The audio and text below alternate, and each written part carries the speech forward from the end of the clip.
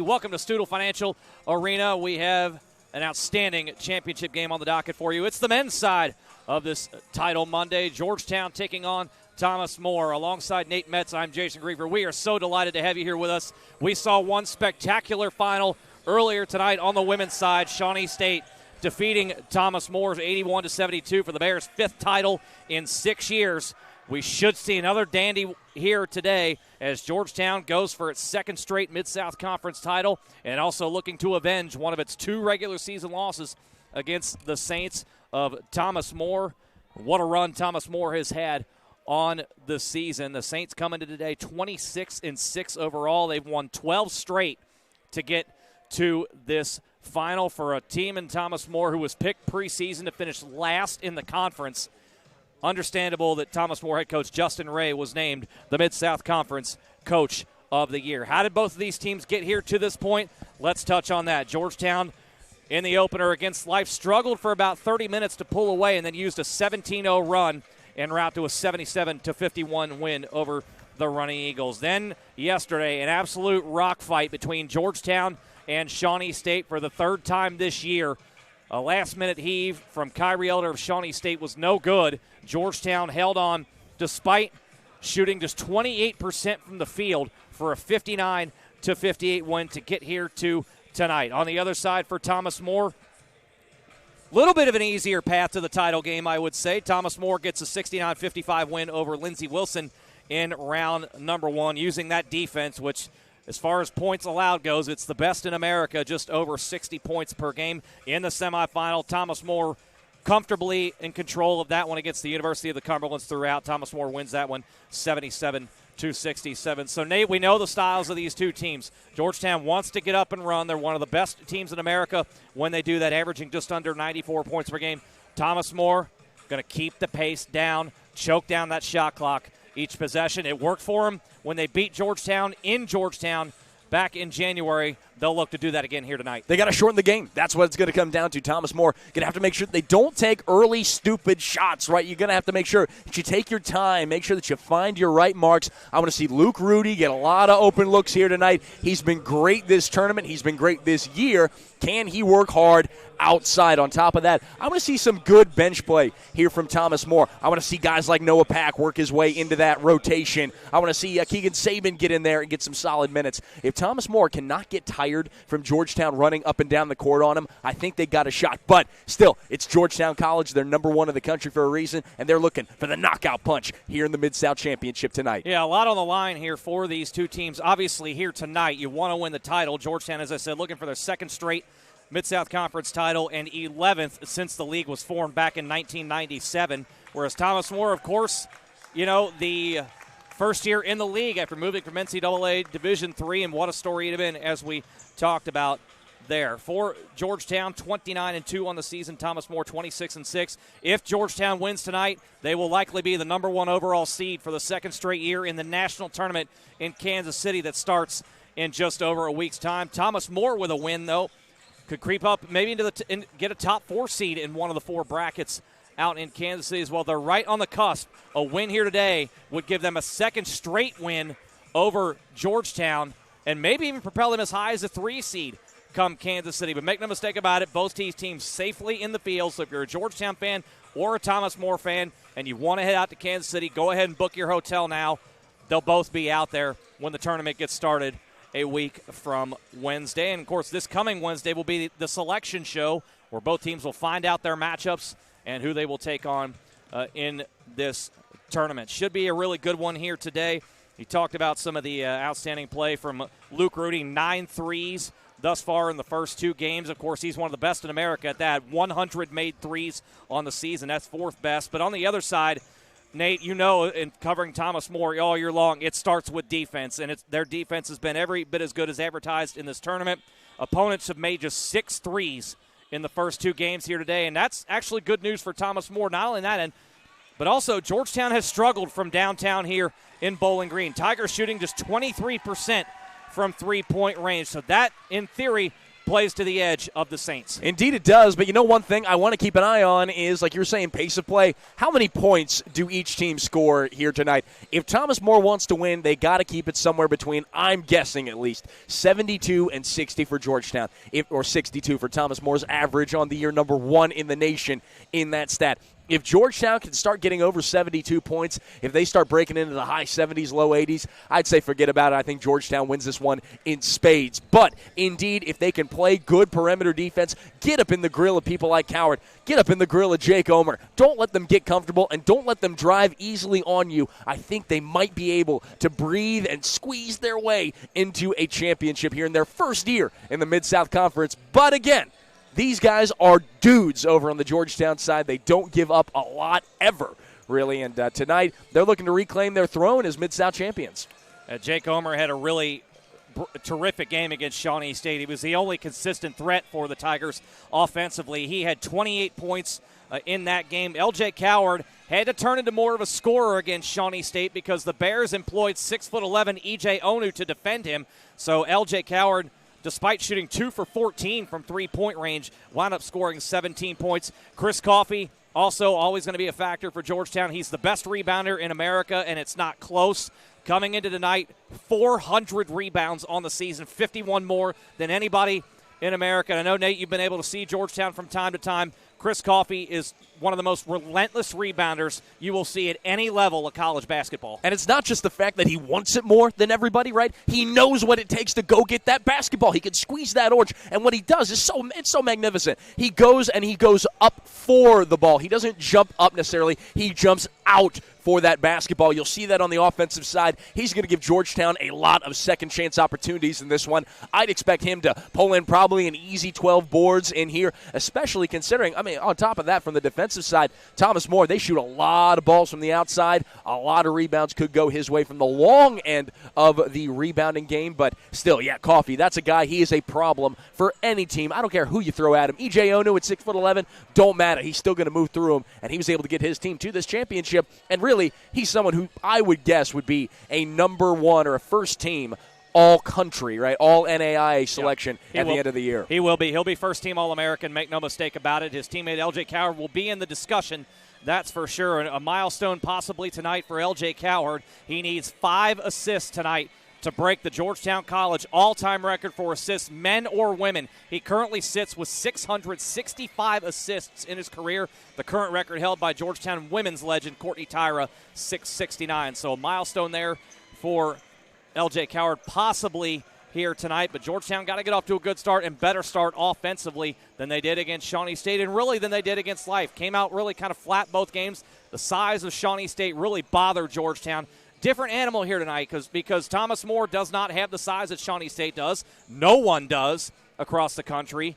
But a different challenge here, which could play to the advantage of Thomas More, given how physical that game was between Georgetown and Shawnee State just 24 hours ago. Indeed, going back to your point about Coward, the man averages 7.5 assists per game. So if water finds its level and he plays his game, he should be breaking that record here in Bowling Green tonight. But back to your idea, at least, of how, ultimately they have looked a little shaky in these last couple of games. Thomas More played a clean basketball game last night against the University of the Cumberlands. They let their stars get their points right. Allison nearly had 30 in that one, and Taylor had 18, but still no one else was able to do anything from the outside. They shot poorly from beyond the arc, only 1 of 9 out there for the University of the Cumberlands, and ultimately, if you're going to hold a team to that kind of shooting percentage from beyond the arc, you're going to win the ball game more often than not, even against the number 1 team like the Georgetown Tigers. Yeah, Thomas More did that very thing when they beat Georgetown earlier in the year. Georgetown made just 3 threes in that one. On the other side, Thomas More knocked down 10 threes, and that's something that's been as impressive to me as anybody else in the country. Seeing what Thomas More does offensively, as you said, they're going to want to choke down the possessions, take the shot clock under 10, and they did that seemingly every possession against Georgetown in that upset and still knock down clutch threes. How critical is it in your mind for Luke Rudy to get off to a good start from the outside? Oh, it's pivotal. It's pivotal. Luke Rudy's going to have to get off to a good start. And I don't care if that's from beyond the arc, right, or he's got that little shimmy and shake, move inside a couple of feet and knock it down from 18. That's fine, too. However he can get to get his eyes to see that basketball go through the cylinder in the early going. That's going to be huge because then that allows Ryan Batey to battle inside with Coffey. It's not going to be an easy battle inside, but if the guards from the outside are doing their job and knocking down open buckets, then that's going to give Ryan Batey, Noah Pack, and company a little bit of an edge, at least, against a very tough defensive squad in Georgetown. And Noah Pack, huge boost off the bench for Thomas More in the win over Cumberland's. Had 12 points there, going to give the Tigers a different look, coming in at 6'8". He'll come off the bench here again today. Let's get to the starting lineups here in just a moment. Got a special presentation on the floor from Commissioner Eric Ward.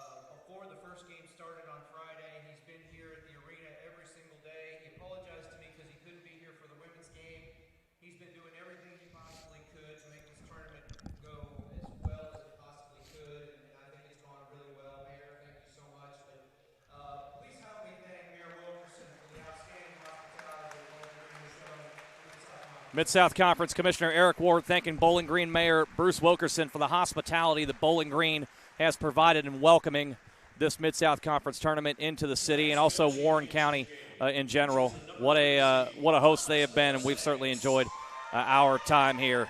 We're about set to get things going. We'll begin with the starting lineups first for the third-seeded Thomas More Saints, 26-6 on the year. They've won 12 straight under the Mid-South Conference Coach of the Year, Justin Ray. Ryan Batey, 6'6" sophomore from Cincinnati, Ohio. He averages 14 points and about 5 rebounds per game. Luke Rudy, 6'4" junior from also in Cincinnati, 13 points per game, 100 made threes on the year. That is fourth most in the country. Reed Jolly, the Mid-South Conference Freshman of the Year, 15 points, 6 boards per game. He can do it all on the floor. Max Nisley, the facilitator on the outside. He's a senior from Washington Courthouse, Ohio. And finally, a 6'5" junior from Alexandria, Kentucky, Garen Birch. He shoots 40% from downtown and averaging 11 points per game. Thomas More wearing the road black uniforms here tonight. They're taking on the Georgetown College Tigers, the top seed in this tournament, 29-2 on the year. They're the Mid-South Conference regular season champs. Jake Omer, 6'1" junior from Taylor Mill, Kentucky, averages 17 points per game. He had 28 in the win over Life yesterday. L.J. Coward, the all-time assist leader in Georgetown College men's basketball history. Jacob Conway back in the starting lineup here tonight. Came off the bench yesterday in the win over Shawnee State's been a little banged up. He's good to go here. Chris Coffey, the nation's best rebounder, nearly 13 boards per game. And finally, Kyron Jones, the redshirt freshman, comes back home to Bowling Green. He will start tonight, a 6'4" power forward. Will get a lot of offensive rebounds and a lot of second chance opportunities. Nate, what do you look for here in the first few minutes of the title game? Well, of course, when you're looking at Reed Jolly, freshman of the year coming in, that's great. Now you can't play like it anymore. You're playing against the big boys in the Georgetown Tigers. Get out there, get a nice couple buckets early. He's shooting over 50% on the year, just barely over that. But guess what? He's not a big man. It's not like he's in there dunking the basketball or anything wild like that. He's getting good running shots in the lane. If you can get a couple of those to fall, that will allow them to spread the floor out and work their offense. But, of course, can they shorten this game and not let Georgetown get out and run? If Jake Omer puts up 28 like he did last night, you can forget about it. It's over, and Georgetown's run away with another Mid-South championship. Georgetown will wear the home white uniforms, black and orange numbers and trim. This should be a good one. These two teams split during the regular season. Georgetown lost only twice during the year. One of those was to these Thomas More Saints in Georgetown by 2 points. Let's get it. This should be a really, really good ball game. Hey, let's play two. Why Absolutely. not? These two teams, make no mistake, they were playing the best basketball going into this conference tournament, and it showed. Both teams getting through here to the title game. Chris Coffey, Ryan Batey, set to tap, and we are about underway. The official gave him the old rope-a-dope there. They're as excited as we are. There you go. And Georgetown wins the opening tap here. And how does Georgetown work against statistically the best defense in the NAIA? L.J. Coward stopping at the foul line, back out to Jake Omer.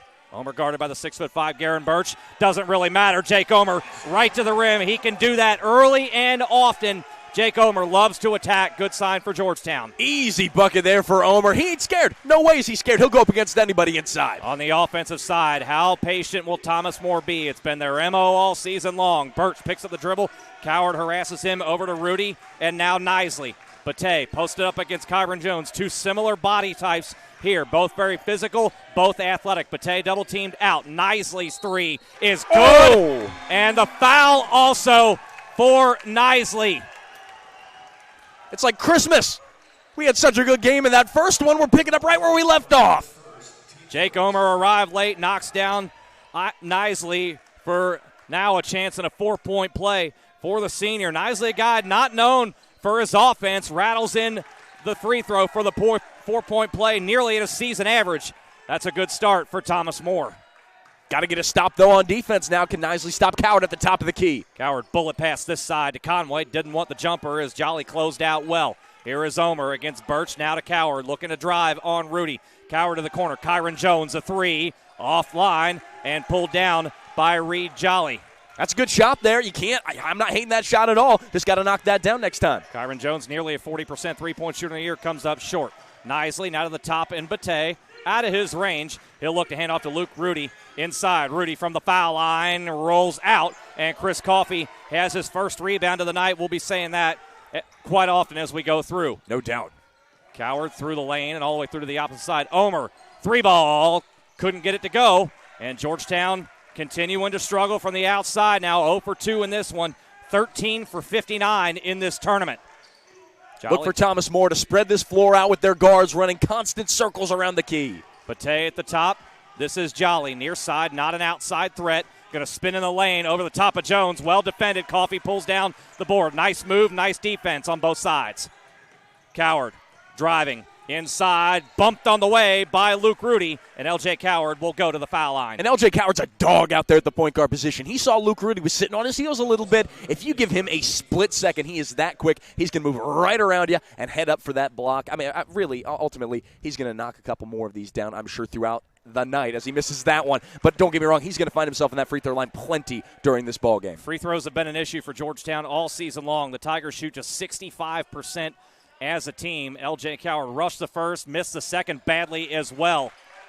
Not even close on those two. So Thomas More, despite the foul, no harm done. 17:50 to go in the first half of this title game, and Thomas More out to an early 4-2 lead. Jolly working on Jones. Step back from 15. Nicely done. Reed Jolly, the Mid-South Conference Freshman of the Year, on the board. He's only going to get better. As a freshman, he's learning real quick against these big giants like the Georgetown Tigers. You got to come to play here in the championship. Omer straight away, challenged by Nisley. Gets a screen from Jones. Omer to the left side. In the lane there. Omer, floater in the lane. I don't know how he got it up off the glass, but Jake Omer's hot roll continues. He has all four for Georgetown. I'm going to be saying Omer goodness all evening long, I would imagine. Puns are allowed, correct? Yes, puns are allowed. Excellent. We're all for that. Nisley now to Jolly. Working again against Jones. Good challenge from Jones. Jolly's shot off to the right. L.J. Coward was it. And Georgetown will run any chance they get in this ball game. Jones to the corner. Doesn't want the three. Good closeout by Bate. And back up to the top to L.J. Coward.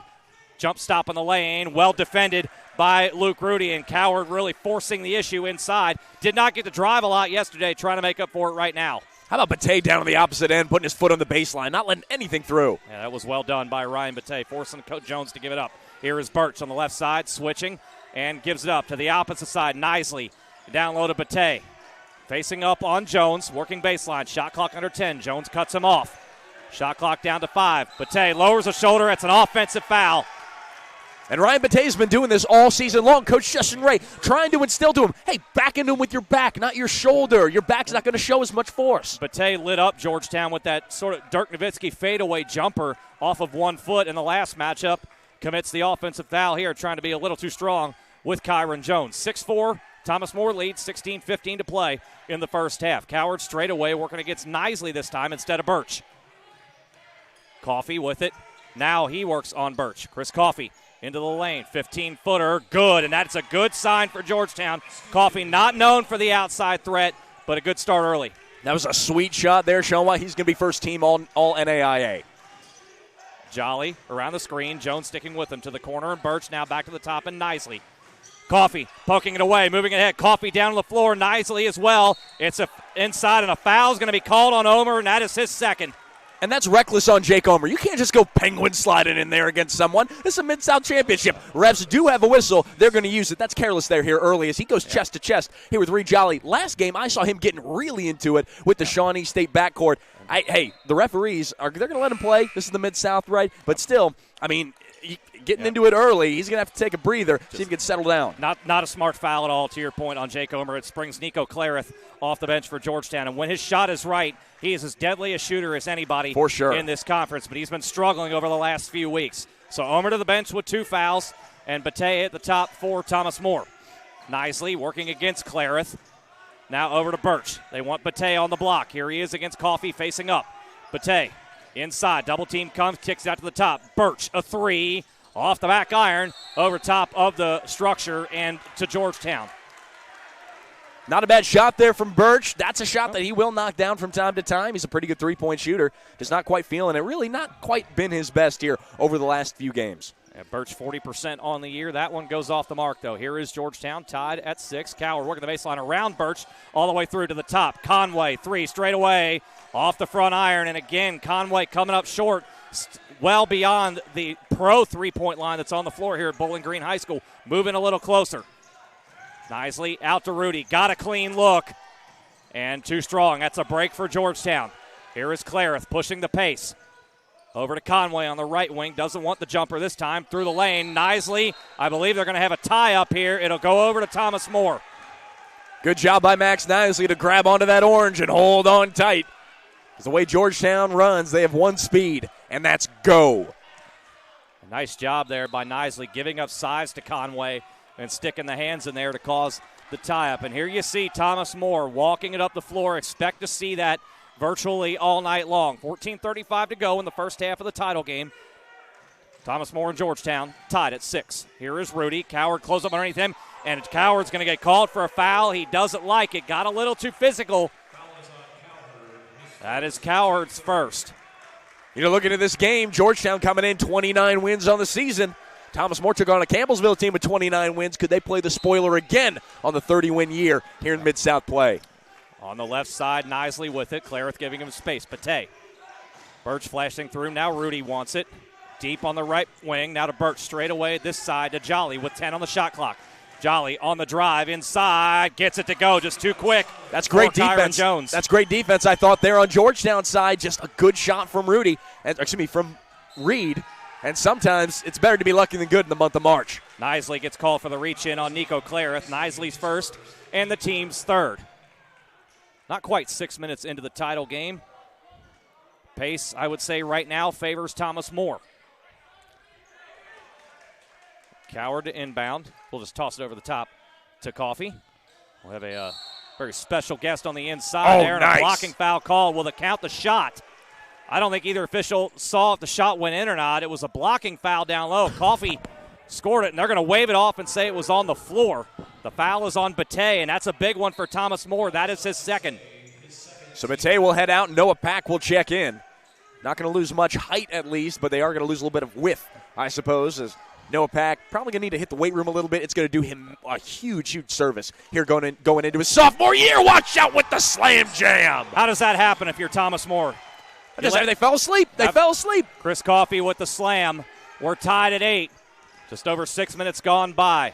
Garen Birch now to Noah Pack, who's in. Had a big game last night. Starts with a face-up jumper on the baseline. Noah Pack, his nice run continues. Rotation on that basketball. More beautiful than a hot dog at a 3 a.m. truck stop, baby. Love it. That's a new one, by the way. There you go. Clarith, a 3. Off the mark, though. Clarith just has not had the shooting stroke really for the last month for Georgetown. Rudy in transition. Now to Jolly. Jolly at the foul line. The floater is good. Like a freight train running through that lane. Get out the way when number 3's coming through the tracks. Jolly with 4. It's now 6. Thomas More 12. Georgetown 8. 13-10 to play in the first half.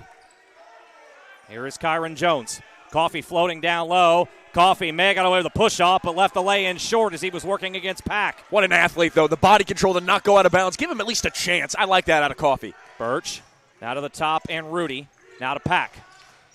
Jolly cutting back door. It was well defended.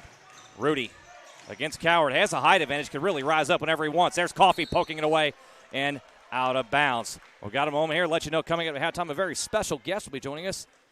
Darrell Carrier. Long time, well known to this area. Played at Western Kentucky from 1961 to 1964. Part of the NBA draft class of 64. Also on the ABA all-time team. He'll join us at halftime to give us his thoughts on this matchup and everything else college basketball here in Bowling Green. Noah Pack back out to Rudy. Shot clock down to 5. Rudy in the lane. Stop. Pull up. There's an air ball. Well defended by Kyron Jones. Coward is off with it for Georgetown. And Reed's throwing his hands up wanting to foul. Man, you got to get back on defense. Coward over to Conway. Coward working against Birch. Inside, Coward got an angle and got the bounce. How sweet. How fast is Coward on that first step? You know what? As all the NAIA basketball that I've seen this year, not a single player is as quick on that first step as E.J. Coward. Coward's first basket. Georgetown back within a deuce. 8 minutes in at 12-10. Rudy at the top as Thomas More continues to run that weave action at the top. Coffey with a near steal of Pack. Pack trying to work with the left hand. Back out to Jolly. Didn't know really where he was going with that. Now Pack switched on to Jones. Shot clock down to 5. Nisley double team now on the sideline, and he'll call a timeout with 1 second on the clock. They're going to grant Thomas More the timeout with 1 second. So that quite didn't go the way Nisley was hoping it would. There's no way he could have known how much time was left on the clock because there was a white jersey in his face on both sides, but ultimately Thomas More going to have to pull off a miracle. But last night we saw, Jason, that the men of Thomas More knocked down 2 3-pointers with 1 second left on the shot clock. Luke Rudy hit one. I want to say that Garen Burge hit the other. So they have that capability, but still, they're not playing, or they weren't playing at least, a team as tough on the perimeter as the Tigers. Did this a lot, did Thomas More, to that point in the upset of Georgetown back in January. Let the shot clock get down to 3, down to 2, down to 1. Luke Rudy was the one that did the most damage from the outside with knocking a 3 to that point. Of course, he's done that all season long for Thomas More. He's been one of the best three-point shooters in America consistently throughout the season. So now, curious to see where Thomas More goes here with just 1 second on the shot clock. Well, Luke Rudy's out there on the floor. He's obviously the first guy that you're going to go to, but if he's covered, and I'd imagine he would be, got to look for Birch. Maybe Jolly there as a third pick. Coward will defend Rudy, who's on the opposite side. We'll see if Pack sets a screen. 1 to shoot for Thomas More. Birch at the top, and will get it away, but it will be an air ball over to Georgetown as Rade Kukabat, who's just checked into the game for Georgetown, was out there to challenge, and that'll bring us to our immediate timeout. 11:38 to go in the first half, and Thomas More ahead of Georgetown by a score of 12-10. Nate, what has stood out to you early on in this game between these two teams? Thomas More not giving in on the rebounding game. Right now they're leading the way 7-6 in that category over the Georgetown Tigers. That's going to at least keep them in this ball game. Also, no second chance opportunities for either team as no one has an offensive board. That's going to have to change for Georgetown. That is something they're built off of. Coffey's got to get in there. He's got to get into the paint. Go up. Go get one of them balls. Give it back to your team. Let the guards play their game. Let Coward work that baseline, spread the floor out, and someone's got to knock down a 3 as well. Georgetown right now 0 for 4 from beyond the arc. Something's going to give, and eventually they are going to hit that 3. It's only a matter of time, but they've got to work themselves a little bit better, I think, and stay focused, because otherwise Thomas Moore's going to keep nickel and diming them for this entire 40 minutes. Georgetown now in this tournament, 13 out of 61 from downtown. That's right around 21%.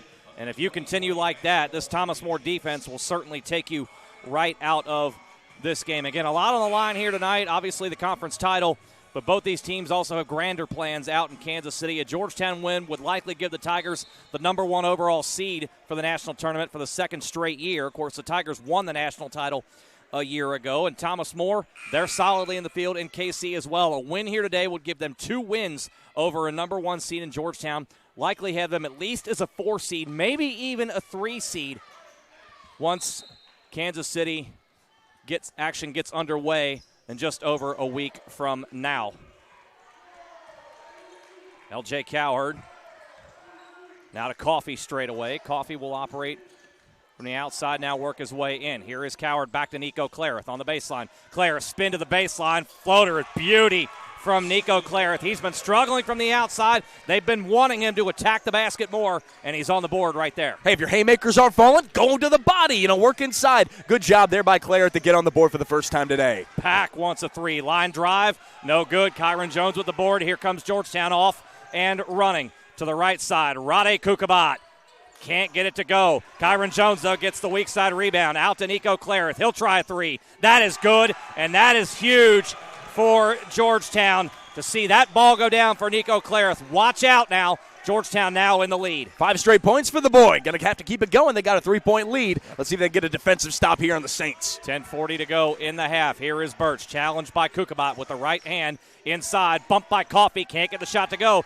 Kukabat has the offensive glass, and you see Thomas More getting back in transition. Coffey inside and the foul as Noah Pack came through and tried to knock it away. Chris Coffey with the strength to finish. Coach Ray is going to have a word about whether or not that was in transition for the bucket, but ultimately that's a great usage of his body there as we've got a 30-second timeout from Coach Justin Ray. Coffey will find himself on the line looking to put his team up by a 6 spot. I think this is a good timeout right here for Thomas More. Georgetown starting to get out and run, start to get out in transition there off of a missed shot there on the defensive side here. I like this timeout from Thomas More. I do too. I mean, again, as I was saying, keep the pace at your level all game long. You do that, you give yourself a fighting, breathing chance. Otherwise, if Georgetown gets out and runs, right, they're going to have a lot of space for those threes. Obviously, I mean, back on that last three that we saw over there from Clarith, he hesitated, right? Normally that throws shooters all the way off. They can't hit anything like that. He's good enough. He has the poise to knock things down even when his timing might be a little bit off.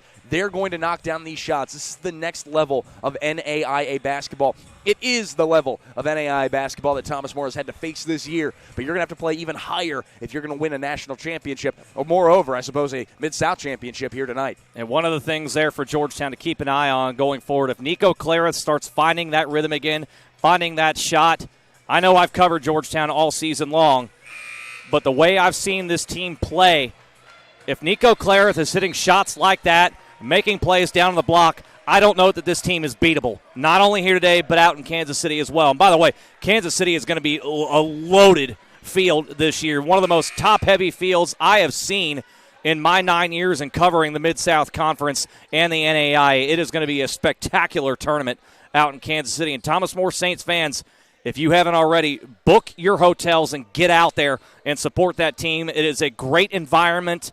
Kansas City is a wonderful host for the NAIA tournament. Here is Chris Coffey at the foul line. He is not a good foul shooter, 48% on the year, but the senior gets the soft touch here. Chris Coffey with an early 7 for Georgetown, and the Tigers have their largest lead at 18-12. Now if you're Thomas More, where do you look to for offense here to stop this Georgetown run of 8 straight? Give it to Reed Jolly. He's a freight train. It doesn't seem, if you're not going to get the ball even in, here, let's see what Coffey can do. Beautiful take. Chris Coffey is on one right now, folks. He has 9 already, making up for just 2 yesterday. Now Birch can't get it in. Now it finally does. Nice pass from Rudy over to Keegan Saban as Rudy was going the wrong way. Pace now turned in Georgetown's favor. Jaquay Wales into the game for the Tigers, defending Saban right here. He will be the point guard of the future for Georgetown next year. Here is Noah Pack.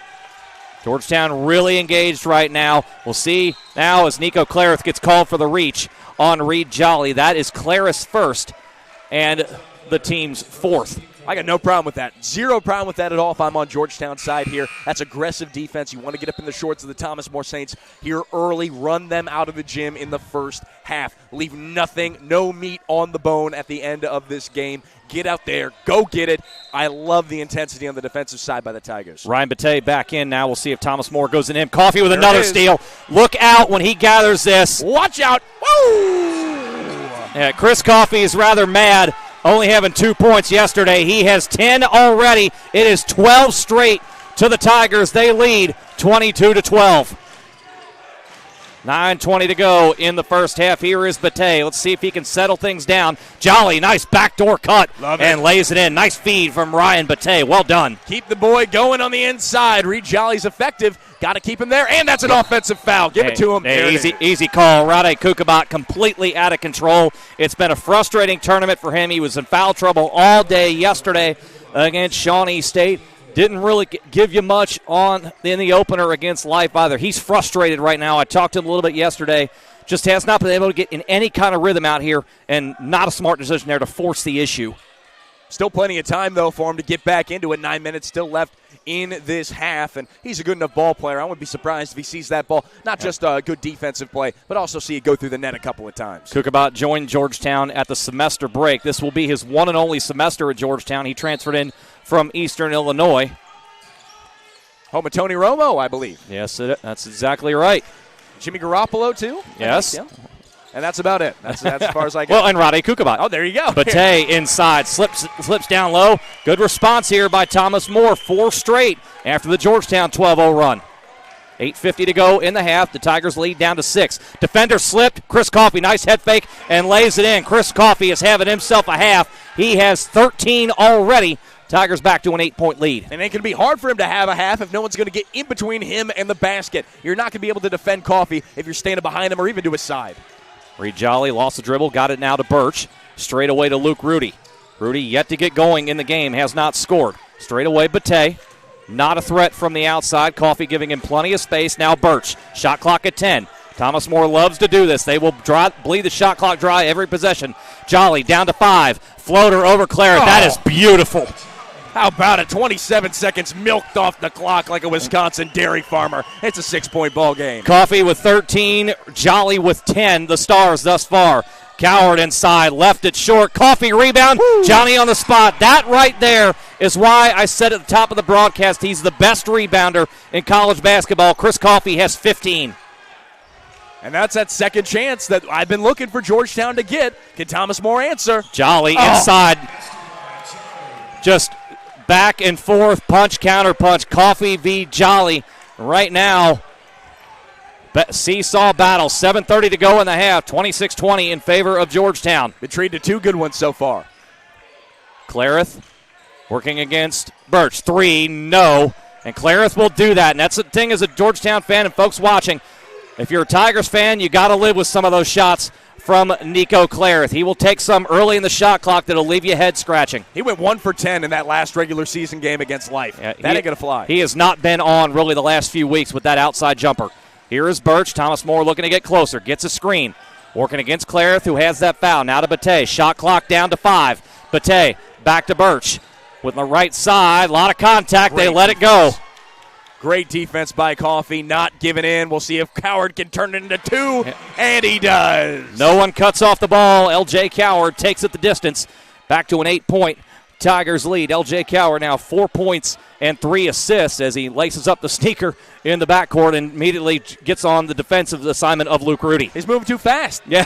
It's hard for the shoestrings to catch up.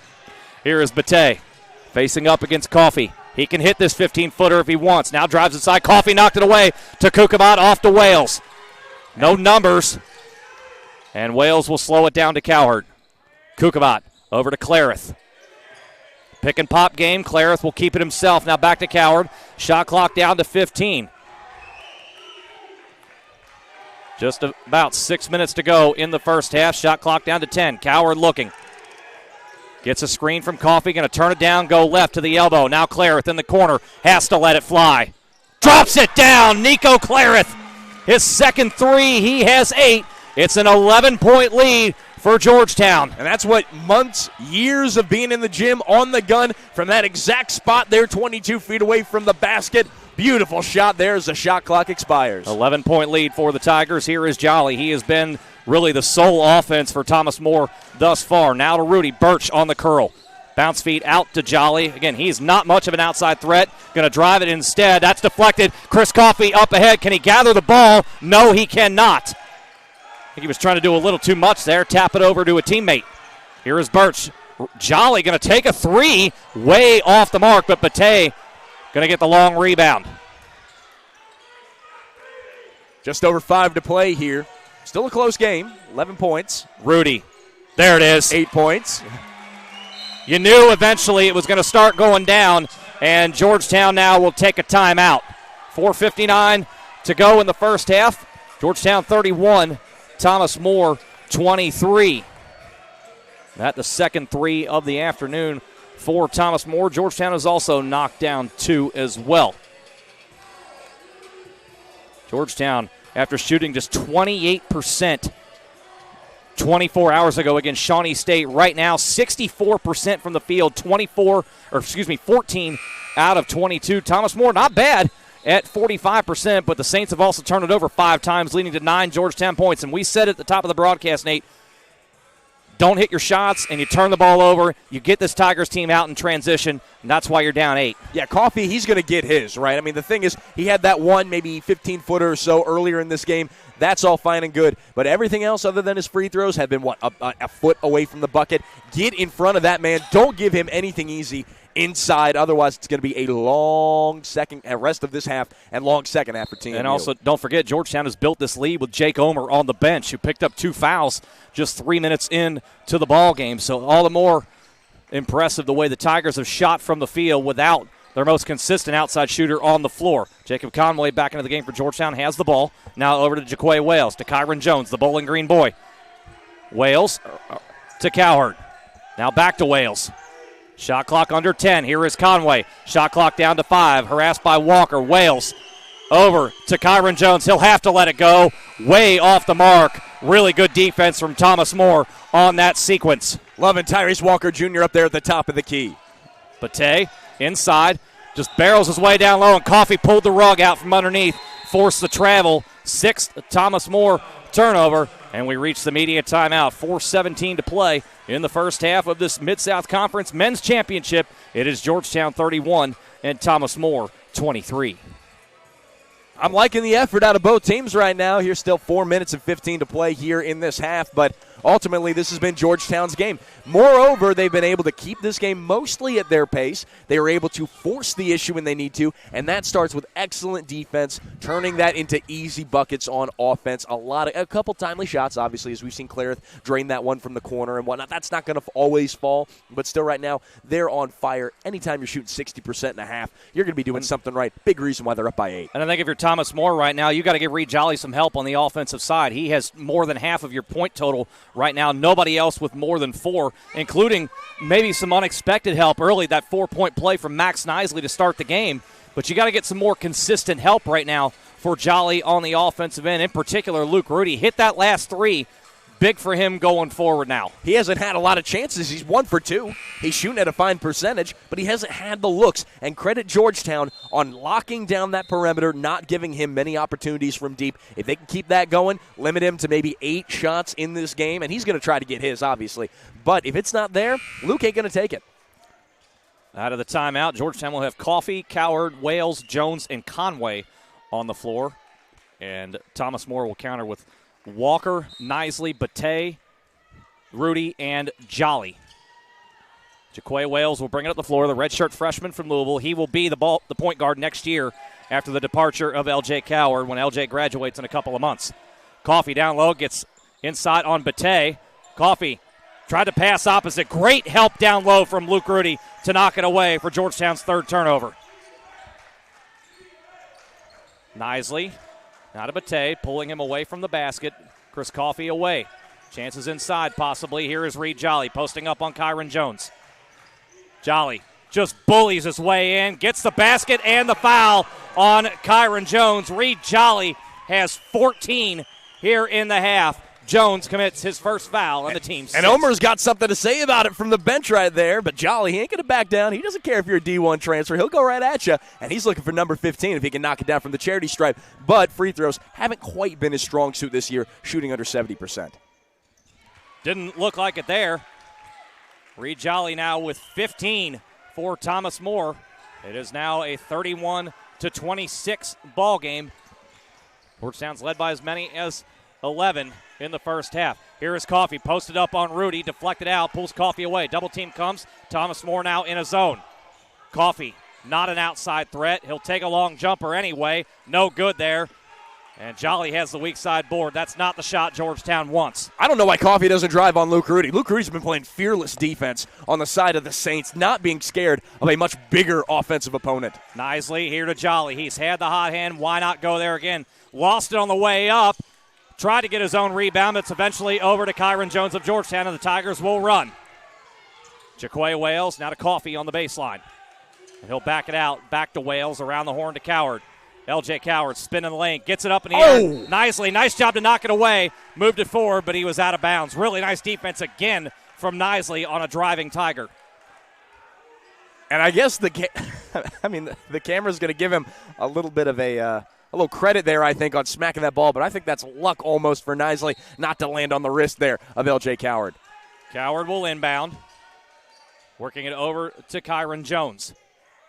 Jones picks it up deep to Conway. 12 to shoot for Georgetown. 2:40 in the half. Wales this side. Gets a screen from Coffey. Now working on Batez. Jaquay Wales to the corner. Kyron Jones, far side. Got to get it up. Banks it home.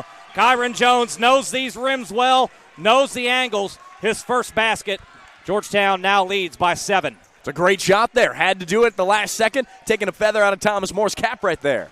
Walker. Now to Jolly. And now Rudy. Conway now switching on the defensive side of Rudy. It had previously been Coward. Jolly on the left wing. Rudy off the curl. Conway right there to meet him. Coffey now flashes. Pass deflected, but still gets to Rudy. Jones challenging. Shot clock down to 5. Poked away by Coffey inside. Not a good entry pass from Reed Jolly. No, it's not. It's a longer defender. You got to know that. That's a freshman move. And we've got a foul on the floor, I think. We'll see who that's on. They're going to get that on Walker. That is his first and the team's 6th. Reed Jolly out for Thomas More. Garen Birch now in. Jacob Conway will inbound for Georgetown. 1:57 to go in the first half. Conway, here's Coffey working against Rudy, and again chooses not to work one-on-one against Rudy. A little surprised by that. That's maybe respect. I don't know. Coward working inside. Tough shot. Somehow got it to go. L.J. Coward through the trees. Now with 6. Back to a 9-point Georgetown lead with 100 seconds to go in the half. And he took one off the eyeball, I think, right there. But Coward still strong. Tough as nails there as a smaller point guard. Batey at the top. Well, everybody getting tangled up down underneath the basket. Nisley finally comes free. Shot clock down to 15. Here is Batey. Poked away again by Chris Coffey. Saved over to Jones. Coffey may have got away with a walk in doing so. Here is Jacob Conway through the lane. Over Walker. Rejected by Nisley. Kyron Jones rejected by Walker. And Thomas Moore's defense coming to play there in transition. Excellent defense from Thomas More. Now let's see a bucket out of it. All right, you have the nice block and whatnot. That's great. Now let's get a score. Under a minute to play. Luke Rudy now chased again by Coward. Batey straight away as Birch flashes through. Now to Nisley. Rudy on a miscommunication from Georgetown, and they got away with it. But Coffey's there to clean it up, as he has all evening. Good job by him. Coward, what a cross on Walker. Basket and 1. And Coward certainly excited again not to see a 6'11" guy defending him. He's been driving at will. Coward now with 8. Walker picks up his 2nd in a row. Well, both teams have really had an answer for each other thus far, but that's playing to Georgetown's favor. That 12-0 run early pushed this lead out. Now Coward converts the 3-point play. L.J. Coward now with 9, 38-26 Tigers, 40 seconds to go in the first half. I would normally say this would be a 2-for-1 scenario, but Thomas More doesn't go that quickly. Not a chance. Got to slow it down. Birch to Batey. Hand check from Coffey. Batey going to drive. What a feed down low to Walker for the lay-in. Talk about threading the needle, finding his way through a couple of Tigers there. What a pass. 38-28 on Tyrese Walker's first basket. 15 seconds to go in the half. Coward will work one-on-one with Nisley. Down to 10. Coffey coming with the screen. Coward behind it will launch a 3. That is good for Georgetown. L.J. Coward with the 3. And Thomas More will not even inbound it. And the first half has come to an end. L.J. Coward comes alive late. He has 12. The Georgetown lead is 13 at halftime. Great half there from Georgetown. They look strong all 20 minutes. I'm expecting another strong 20 out of the defending national champions. And so, folks, we're going to have a special interview here during this halftime break. Jason's going to have a chat with, of course, Darrell Carrier, the all-time three-point shooter in the ABA. An incredible feat there. And we'll have him on now. Jason. We get Mr. Carey on headset. First of all, Mr. Carey, thank you so much for joining us here and giving us a few minutes of your time here. Obviously, Bowling Green, a very special place to you, playing at Western Kentucky. back in your days here. Exciting basketball here in the first half thus far. Really exciting basketball. This looks like a Division I game. Man, they're tough. They get after that defense. I like this game. Yeah, really good pace back and forth here. When you see games like this going on now from a spectator, obviously it's a different thing from you back from your playing days. What gets you excited most about today's game, the game of basketball? Well, these kids are playing as hard as I've ever seen anybody play on defense. They really getting after it. A lot of contact. The refs are letting them play. Not a bad thing, though, to let them play on the floor here. So, obviously, a different era in basketball now. Obviously, the three-point shot has completely revolutionized the game back from your days playing not only at Western Kentucky but in the professional ranks in the NBA and the ABA. How much, in your mind, has that changed the game of basketball, the way that teams are just letting go from three-point range? Well, Louis Dampier and I, we're the grandfather of the ABA, three-point. Yeah. Because ABA started the three-point. Yep. And so we were the Splash Brothers before the Splash Brothers. We made a lot of three-pointers every game. Yep. And we started that three-point line at 67, and the high school teams adopted it, and then your colleges, and then the NBA. So we're the grandfathers. Yeah, there you go. You're the original Splash Brother we're talking to here. As that came into the game, into the ABA, as you said there in 1967, did you ever foresee it would turn into what we've seen today, where most teams are predicating their offense around that three-point shot? Coach, your sharp coaches will either put the ball close to the hole or shoot the three-pointer. And that three-pointer really adds up, but everybody can't shoot that three-pointer. I shot thousands of shots every day. I just shoot and shoot and shoot and shoot. And I shot them from everywhere. My coach, I was the largest guy, tallest guy on my team in high school, but my coach put me out at guard. And I would shoot before I got into a lot of defense. So, I'd shoot way out there. And Louis Dampier could do the same thing. And I was fortunate enough to lead the three-point percentage out of all of ABA. It was a very different type of game back then. Obviously, the ABA, as you said, introducing the three-point shot. Obviously, more than a legend in the ABA on the all-time team there. When you look back on those times, how much did the ABA and what they brought to the game, how much did that change the overall game of basketball? Well, the three-point line in itself changed the game, really changed the game, just the three-point line itself. And it didn't take long for these high schools and colleges and NBA. It didn't take them long to say, hey, this is an exciting play, and it really adds up in a hurry. And it's not a high percentage shot for everybody, but get you a couple of guys on your team and let them shoot it. Absolutely so, and we've seen a few examples of that here today. As you said, you played your college ball at Western Kentucky right here in Bowling Green, obviously here today. What is it about this area that's so special for you? Well, this is where I grew up, about 10 minutes north of here, a little place called Bristow. It's Warren East High School now. They consolidated 3 schools into the one school. And I went to a little place called Bristow High School. We only had about 14 or 15 in our graduating class, so it was a small rural school, and we didn't have a lot of really good players. I have a twin brother, and he said, Darryl said, you shot the ball a lot, but because you went out and bought a basketball goal, and said the other boys didn't shoot that much because they only shot at school, and that was true back then. Yep. So it's changed a lot.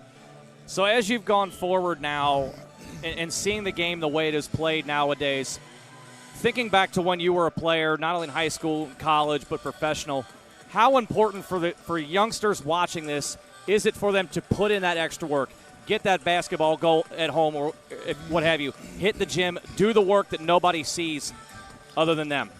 Well, I tell everybody that I didn't know anybody that's ever outworked me as far as practice and work and shoot and train. I didn't drink, I didn't smoke, and I worked at my game hard all the time. And this is what kids has got to do. You know, most young kids will say, hey, I want to be a professional athlete, but they don't know what time it takes to get to high school level even. And you certainly proved that throughout your career. So since you've moved on to the professional ranks, kind of let everybody know what you've been up to now since you've come back home to Bowling Green. Are we just enjoying life there? Take us through what you've been up to in recent years. Well, I'm a real estate broker, and I been buying several foreclosed homes and renting homes, and I have a couple of farms. At one time, I had a dairy farm, and so I'm an auctioneer. And it goes something like this. 40, $2.5, you bought it, sir. And obviously you're very good at your job. I can tell already. Having heard you there, give us an example of your auctioneer skills. That is spectacular. How much enjoyment now are you getting out of your day-to-day activities with everything that you have going on? Well, I really enjoy watching high school basketball, and I have season tickets to Western basketball. And I don't watch the professional game really a lot until playoff time. And they really get serious like these kids are tonight. Yeah. And they play a lot of games, and they can't quite get as serious as these kids are playing tonight because they don't play as many games. But I'm just enjoying life, and I have a twin brother, and then I have a boy that was All-American at Western. He gardens with me. We have a nice garden and raise corn and tomatoes and all the good stuff in a garden. And we talk a little basketball along the way. How much do you miss playing? I missed it for the first few years. I really missed it. I went out with a herniated disc. I had back surgery, and then it started the next season, and I tore my Achilles tendon in two. So it took me 6 months or so to get out of that cast and get my flexibility back in my leg. Probably took a year. And I said, well, I've played 9 years of professional ball, so that's good enough. Yeah, not bad. Not a bad career. Not a lot of guys can say they've played 9 professional years of basketball there. You talked about just a moment ago you've got season tickets over to Western Kentucky University. Obviously, Coach Stansberry there doing a really nice job the last couple of years with the Hilltoppers there. Take us through the season for Western Kentucky, what you've seen, what you've liked, maybe something that you thought they think they can improve on going forward. They lost their big man, broke his bottom part of his leg. And he was a tremendous player, probably a number 1 draft pick for the NBA. So that hurt him. I like this Omer kid. Very tough. Yeah, you're very familiar with him. You saw it. Oh, man. Saw him. I tell you what, I'm a big fan of Omer's because I watched him in the state tournament, scored 38, 32, 34, and just about won the state championship. If this kid hadn't missed that layup, they would have gotten the championship instead of Bowling Green. And Omer, I'm a real big fan of Omer's. He does a lot of good things for his size, and he's a great shooter, and he's a great penetrator. You know, a shooter's got to go to the hole. You're dead in the water if you're just a shooter. You got to put it on the floor. You got to go to the hole. You got to stop off and shoot. If you're just a shooter, somebody will get on you and you finished. You got to change it up. You know, I went to the hole half the time, and I had a formula when I was in high school, and my formula was I had 14 points before the game started. You can say, well, how you do that? Yeah. One game I shot 34 free throws, made 28. Wow. But I always made 10 free throws every game, and I knew I was going to get 10 free throws because people hanging on you and fouling you. So there's 10 points before the game starts. I may shoot 18 that game, but I always made 10. And then during the game, if a guy shot it on this side of the court, I'd be the opposite side of the rim because 3 out of 5 would go long. I'd grab me an offensive board and put it back in. And then the other team would loaf a little bit, and I'd have them to throw me the ball, and I'd dribble right through them for a layup, so there's my 14 points. Outwork them before you even start the game. Before they start the game. There you go. So I averaged a little over 30 per game all the way through 4 years, so it was easy if you have 14 points before the game starts, it's easy to get that other 15 or 16. It really is. Now, as we're at halftime here of this title game here, from what you've been able to see here in this one, can you give us something maybe one team could work on or change maybe going into the second half? Man, it's all blood out there. They are giving it all they have. And that 10 or 11-point lead doesn't mean anything. It's good to have. Yes. But that team's explosive. They're letting them they're not letting them get into offense that they like to get into. Yep. This is a disciplined ball club from Thomas More. They're very disciplined, smart ball club. And Georgetown's getting after them in a way they won't let them get into the offense and let them play their game. But that can change. That can change. This game is not over. Certainly is not over. Derek Carrier, cannot thank you enough for giving us a few minutes of your time out here. Obviously more than a legend here in the Bowling Green area, as you said, long time, great hilltopper, great pro. Thank you so much for your time, and enjoy the rest of the game. Well, thank you for the interview. Appreciate it very much. Thank you very much. That is Darrell Carrier, 1964 graduate of Western Kentucky.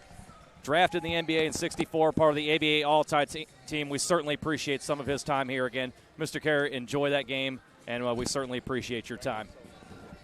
I am Jason Griefer. Nate Metz will be back on here in just a moment. We're going to step aside and take a little bit of a breather here. You're at halftime of the Mid-South Conference Men's Championship. Georgetown leads Thomas More 41-28.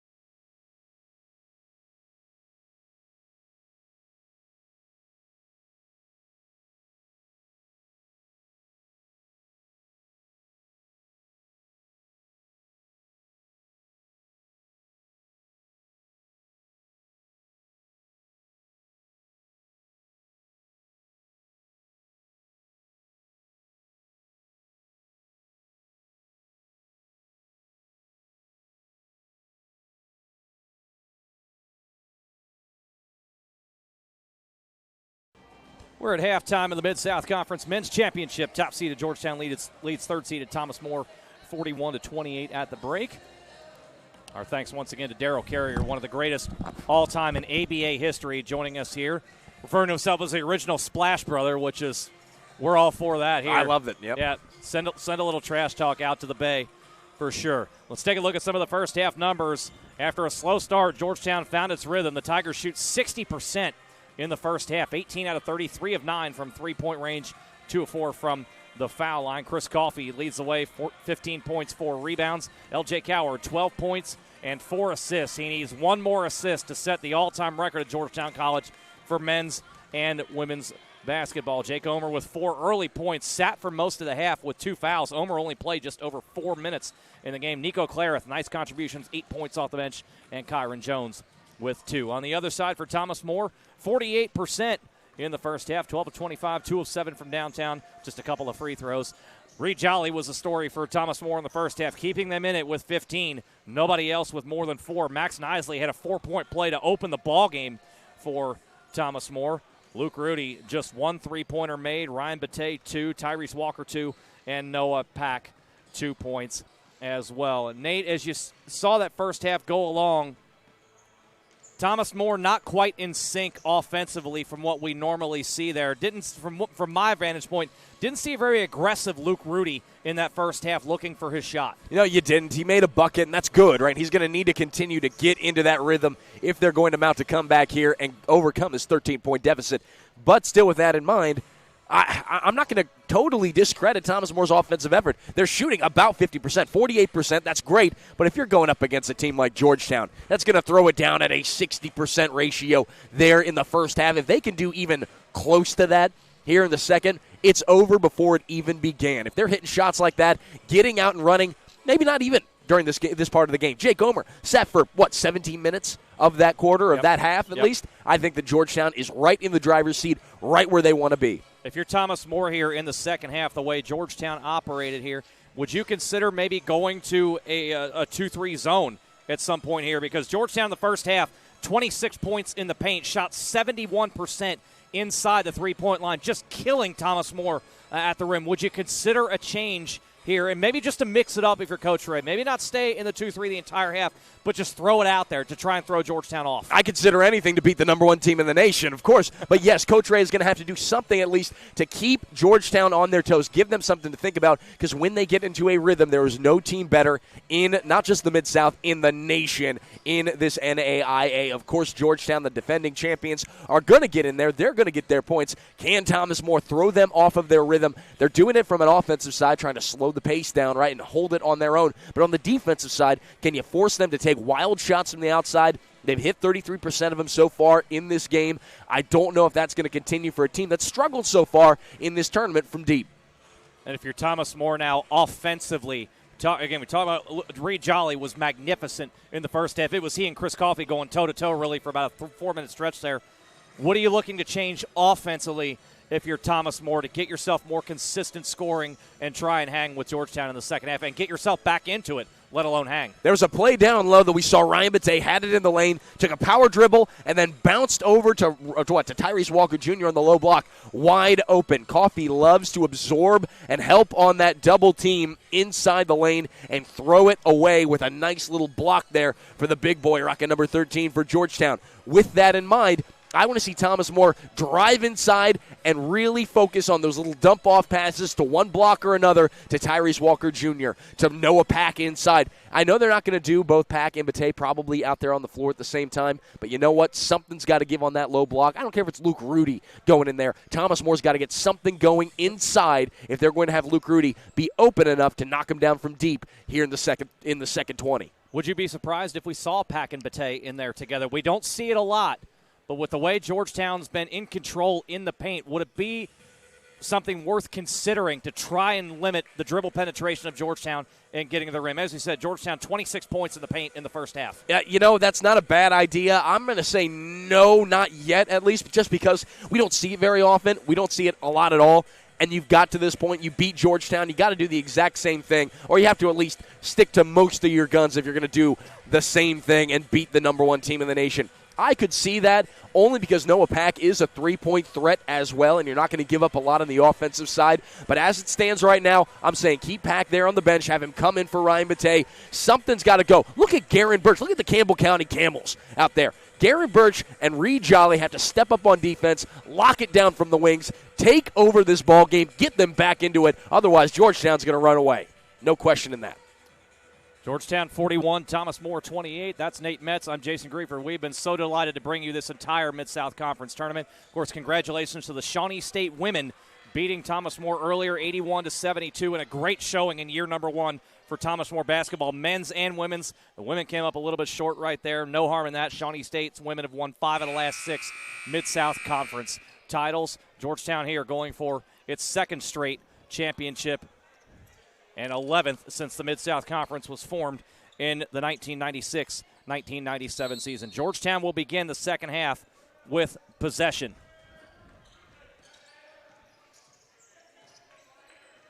L.J. Coward left side, patient as Jake Omer is back into the game for Georgetown. Both teams starting the second half with their starting lineups. Here is Coffey working on Batey, now back out to Omer. Omer had the first 4 for Georgetown, and right back at it to start the second half. And Darryl Carrier talked about how impressed he was with Jake Omer watching him at Western Kentucky. Drives the ball as well as any guard in the country. Immediately back at it, up to a 15-point lead for Georgetown. Reed Jolly asked for it. He got it. Jake Omer, that's a hell of a ball player. Good take from him. Bate trying to muscle his way inside. Coffey holds his ground. Not a bad play there, though. I like the idea. Go inside to Bate, try to establish him early. Here is Coward working on Nisley. Up over the top and puts it in. L.J. Coward, first basket of the half. He has 14, 4 straight for Georgetown. It is a 17-point lead now for the Tigers a minute into the second half. Nisley on the left wing looking for Bate. Omer denies, knocks it away, and it will go out of bounds. Omer touched it last. Nice job by Nisley to basically block out Omer and knock it away. But Georgetown right now, energized start to the second half. How does Thomas More respond? This guy can help. And Omer, not a great defender overall from the wing, but you know what? He did a great job there of disrupting the Thomas More offense. How about the change there? Reed Jolly being defended by L.J. Cowherd. Now Kyron Jones can't get it. Thomas More gets a second chance. Nisley wants a 3. That's off the mark. L.J. Cowherd has it for Georgetown, his second board of the night. Cowherd at the elbow working against Birch. The paint, no-look feed. Kyron Jones blows the reverse lay-in. Beautiful feed. Jones just can't get it to go. Birch, this side, a 3 is good. Big one there for Thomas More. That's the first points of the night for Garen Birch, 45-31. And not a moment too soon. Needed to get that going for the Campbell County Camel. Third 3 of the night for Thomas More. Jake Omer to answer, can't do it, well short. Birch has the board. Reed Jolly in transition, left side. Rudy left him alone. Can't do that if you're Georgetown. Good sign for Thomas More. Luke Rudy hits the 3, back-to-back 3s for the Saints. Cut the lead down to 11. That's a danger of Thomas More that can put up points in bunches. Don't let him get hot from outside. One of the few times we've seen Thomas More push it in transition. It pays off. Coward, they got away with a carry. That pass is knocked inside. Somehow found its way to Kyron Jones. Misses another one. Second effort is good. Kyron Jones showing that he deserves to be out there on the floor for a majority of this ball game. Great take there, puts him back up 13. Jones with 4, 17-20 remaining. And now a whistle and a foul going to be called on Conway on the far side. I think he was holding on to Luke Rudy, not letting him get away. Conway's first foul of the half. Give credit to these officials. By and large here at this Mid-South Conference Tournament, men's and women's, they've let the players play. Nisley will inbound. Rudy coming off the curl. Conway checks in. They'll toss it deep to Birch. Jones with Birch as Birch signals the play. Bate at the top. Coffey trying to deny. Nearly knocked away. Bate keeps it. He's so long there at the top of the key, denying any entry pass that comes his way. Conway inside to Rudy. Bate got space down low. Waited for Coffey to arrive. Coffey knocked it away. Omer somehow saved it there. Bate's got to go straight up with that. Can't draw the foul there. Got to go straight to the hole. Omer, he can get to the hole with anybody in the country. He lays it in. Jake Omer now with 8. 49-34. Georgetown's been able to keep Thomas More at an arm's length thus far here in the second half. How will the Saints answer? We'll find out right now.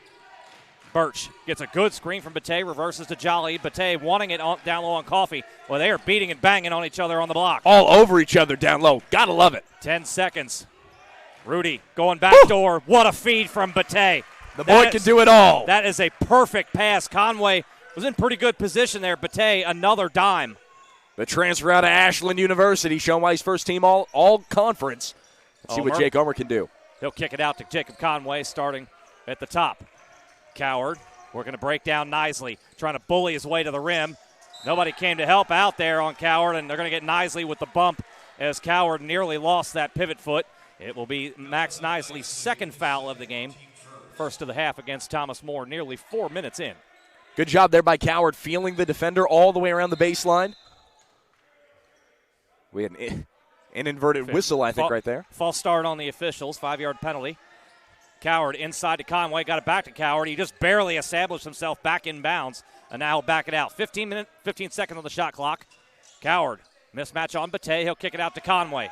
Conway with 10. Backs out to Omer. Omer with 8. Wants to go one-on-one with Rudy. Watch out. Here he comes. Crossover there. Omer got it back off the foot and away. Too much one-on-one showmanship from Omer. Well defended by Luke Rudy. And here he is working the baseline this side. Bounce feed. Jones intercepts. And there's not much he can do with that. Good job by Omer to kind of shove Rudy toward that baseline. Coward comes to get it from Jones. Chris Coffey in the corner. He'll take a three.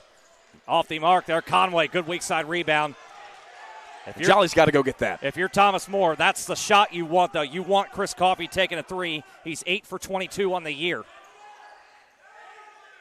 That's the 4th offensive rebound of the night for Georgetown. Coffey inside. Basket no good, but he is fouled by Bate. That is 3 now on Ryan Bate. And Coffey's going to do that to you. He's going to get up in you. He's going to make you earn everything underneath. And ultimately, he's been winning this battle against Ryan Bate today. Although Bate been playing pretty good, it's just hard to match the awesome effort out of Coffey. Bate's having a nice all-around game, just a couple of points, but he does have 5 rebounds and tied for a game high with 4 assists. And if you're going to foul anybody for Georgetown, this is the guy to do it. Chris Coffey is just a 48% foul shooter, and from what I've seen with him all season long, it's all between the ears. This is not about bad form on the free throw stroke. He just does not have the confidence right now, I would argue, to knock them down with any consistency. Rainmaker hits the second. First point of the half for Coffey. He has 16 to lead everybody. 15-10 to go, 14-point Georgetown lead. Nicely over to Birch. Harassed by Jones, gives up the Jolly. This weave action that Thomas More loves to run around the perimeter. They'll bleed the shot clock down. Here is Rudy. Out to Bate with 10 seconds. Bate working against Coffey. Inside, double teamed and out to Birch. Around Coward, and Coward gets called, trying to poke it away. That's Coward's second and the team's second. Really a bailout foul from Coward. There was only 4 to shoot. It was, but you know what? I still like the aggressiveness out of him. You're going to see that all 40 minutes out of him. I mean, that's good defense still. I'll give the tip of the cap there to the Georgetown Tiger point guard. Nicely over to Rudy. Got space, and no good. Just in and out there. Coffey gets tied up with Nisley. It'll go over to Georgetown. Nice job there by Nisley. Little sneaky inside of there. And actually now it's flipped over to Thomas More. Beg your pardon. So the Saints get it back there. And sometimes, Nate, that's what you got to do. You're down 14. Steal a possession or two. And you're not going to knock down a 14-point shot, right? Just chip away at this bit by bit. Get yourself back into this game. Win the next 2 minutes. Let's see if Thomas More can do that. Hell, win the next possession and then build from there. See what Thomas More can do before the under-12 media timeout. Bate, good space on Coffey, but Birch decided not to deliver it. He now hears Bate out of the perimeter. Birch gets a screen. Jones sticks with him. Here's Nisley on the wing. A 3. Big one for Thomas More. Max Nisley with 2 threes now in the game. He has 7. 50-39 in favor of Georgetown. Big shot from the senior point guard. I suppose he's got 1 3 and 1 4-pointer even right. for them. There you go. 14-15 to go. Coward evaluating against Rudy. Out of the foul line. Nowhere to go with it. Finally, Coffey. Coffey poked away, but Kyron Jones has it for Georgetown. Shot clock under 10. Jones muscles his way to the rim. Second effort, no good. Jones, third time at it, gets it to go. Just beefier, bigger, stronger than Luke Rudy. He's going to win that here in his home court. Kyron Jones back home in Bowling Green. He has 6. We continue to trade baskets in this title game. Bate at the elbow, out to Nisley. Gets a screen. Nisley probing. Trapped inside, and a foul is going to be called on Omer. Georgetown wanted the tie-up, won't get it. That'll be Omer's third.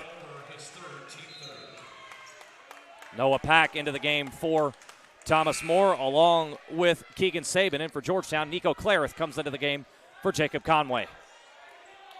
Look for Noah Pack to establish something inside. Of course, I love watching him shoot threes. That's a lot of fun. Still got to battle inside against Coffey. Also dig the mutton chop look that Noah Pack has. Out of Germantown, Ohio. He'll match up with Chris Coffey here. 20 on the shot clock, and they'll toss it deep to Noah Pack. Here is Birch. Coward trying to intercept. It's the right idea for Thomas More right there to post Jolly up on Coward. Coward got around, though. I think that's a foul in any other game, but I think Coward, ultimately, the way that he plays, he sets the tone. The officials know how he plays, and I think that actually will benefit him in these big moments. As we've got a towel need on the floor. It's one thing I think that we've had a lot of in this game, a lot of towel moments. Maybe put someone down there with a with a little floor scrubber maybe. Tommy's standing there beyond the sideline.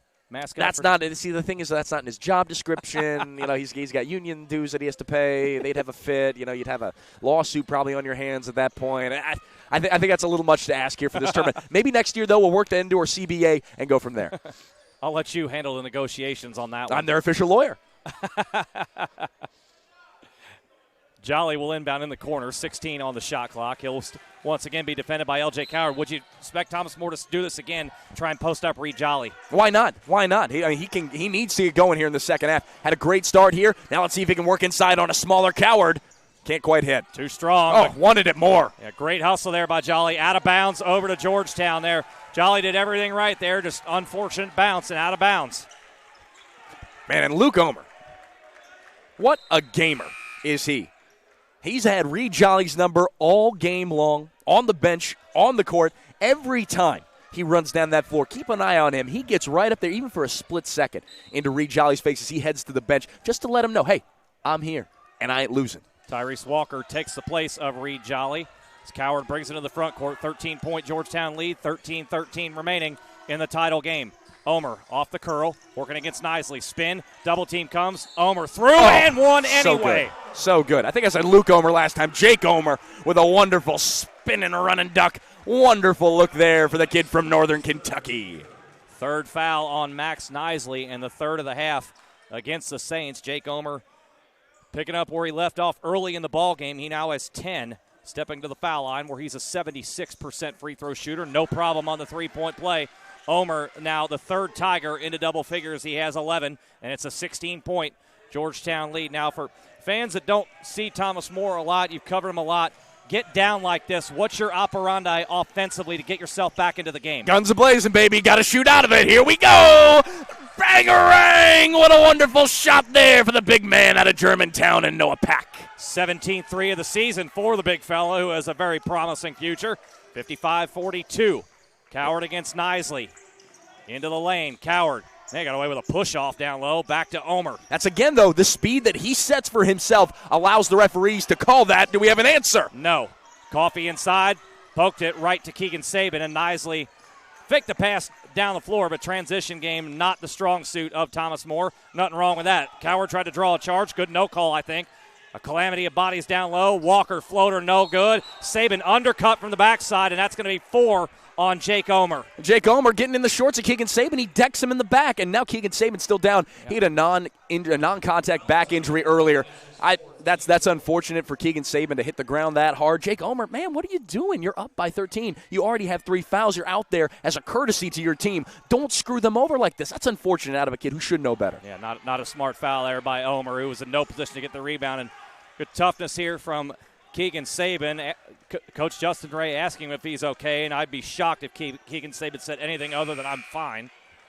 Omer out, Kukabat in. That's not how he's built. I know Keegan Saban hated being out for as long as he was, about a month and a half of gameplay for Thomas More, and for him to come back and get any kind of minutes, obviously he was happy to have, considering they haven't lost a game, considering in 12 ball games? Yeah, 12-game winning streak coming in, and Saban's been a valuable contributor, of course, averaging 11 points a game, has not scored here tonight until right now. 69% foul shooter on the year, and now they will officially allow the sub of Rade Kukabat in for Jake Omer. As you see Kukabat coming in the screen on your left side there, wearing number 1 in white, 6'9" senior out of Chicago. Good form from Keegan Saban on the free throws to get himself on the board. And once again, Thomas More chips the lead down to 11. Georgetown's had an answer in the second half. When it's gotten to this juncture, will they do it again? Kukabat trying to post up on Saban. He has a height advantage. Saban very physical. Clarith, 3-ball, off the back iron, second effort. Scrum forward in the corner, and they're going to say Coffey touched it last. It's over to Thomas More. That shows you why Coffey is such a phenomenal basketball player. Even without the balls, we hit our media timeout. He is still going for it, even when he doesn't probably have a shot to get that basketball. He is so athletic. He can go out and get that. That's why the Georgetown Tigers, every player on the court for them, even on the bench, has that same kind of mentality. We're going to get it regardless of whether our bodies can actually achieve that goal. Now, if you're Thomas More, you've gotten the stop that you needed to get. You've got a chance now to get it back into single digits for the first time in a long time in this ball game. What do you expect to see here from Thomas More on this possession, try to get a basket? I would like to say working inside with Reed Jolly or Ryan Batey or someone along those lines, but I know better. I've been watching these guys play every single game on the road. I'm tuning in. At home, I'm watching and calling them. They're going to shoot their way out of this if they're going to win this ball game. As I said with Noah Pack, getting him going from deep, get some early buckets here in the set. While you still have time. You got 12 minutes still to play. Let the big threes fly. You got Luke Rudy. You got Noah Pack. You got Keegan Saban. You got Garen Birch. Go down the list. They got the weapons. Now get out there, use what you've been given, and win this ball game, or at least make it a game. You're down 11 right now, but you're not done yet. You can score a point a minute or beat Georgetown a point a minute, which is not an easy thing to do, granted, and still tie or win this ball game. Not done yet are those Thomas More Saints. They're 6 of 13 for downtown thus far in the ball game, and 4 of 6 here in the second half. Georgetown, meanwhile, 0 for 4 from three-point range, but the Tigers have been able to stem the tide that Thomas More has tried to build here in the second half. Just under 12 minutes to go. The Saints, again, can get it back within single digits. Keegan Saban gets a screen at the top all the way to the rim. Floater over the top, no good. And eventually pulled down by Roddy Kukabot. Good idea there. Saban just couldn't finish. This side, L.J. Coward crossing over on Birch. Nothing there. He'll back it out. Coward over to Clarith, working on Noah Pack. Clarith, razzle-dazzle, left-hander. No good, though. Walker clears the glass for Thomas More, but then throws it away behind Nisley. A careless turnover there from Walker when we had no pressure around him. I think, moreover, he thought Clarith might be behind, but Clarith lost his shoe. He lost one of his cinder blocks back there. You got to have a better composure there on that side of the floor, getting lost in the tempo that Georgetown's been setting. Sometimes it works out that way when you play at such a fast pace that Georgetown likes to instill. Thomas More has had the defensive pressure ramped up in this second half. Can they take advantage? Clarith, 3. Oh, bullseye. Nice. Beautiful shot there. Loving that rotation from Clarith. And that right there is assist number 670 in the career of L.J. Coward. He is now the all-time assist leader at Georgetown College in both men's and women's ball. As Noah Pack answers right back for the Saints. Ring, ring, the big fella firing from deep, and it's an 11-point ball game with exactly 11 left to play. Pack now with 8, continuing his nice Mid-South Conference tournament.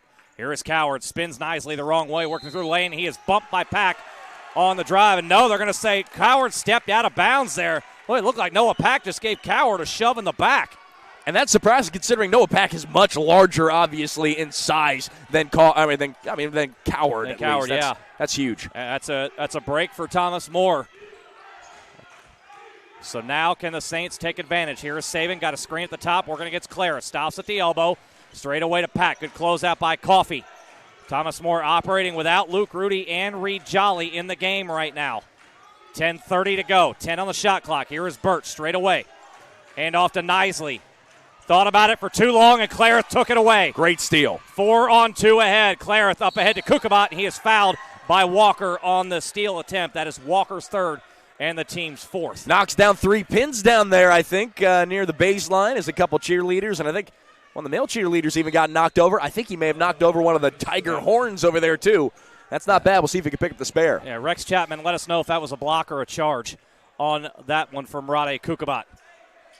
So Georgetown gets it back off of Thomas Moore's 12th turnover, right at the Saints' season average. Coward stopping, probing to the far side, and Kyron Jones right around Reed Jolly. Reverse lay-in is good for Kyron Jones. Well, Nate, you know Reed Jolly very well. That was way too easy for Kyron Jones. It was, that's a freshman move. They're letting him go by. Got to body up. You're still not in foul trouble. Got to get aggressive here with under 10 to play. Jolly going to drive on Coward.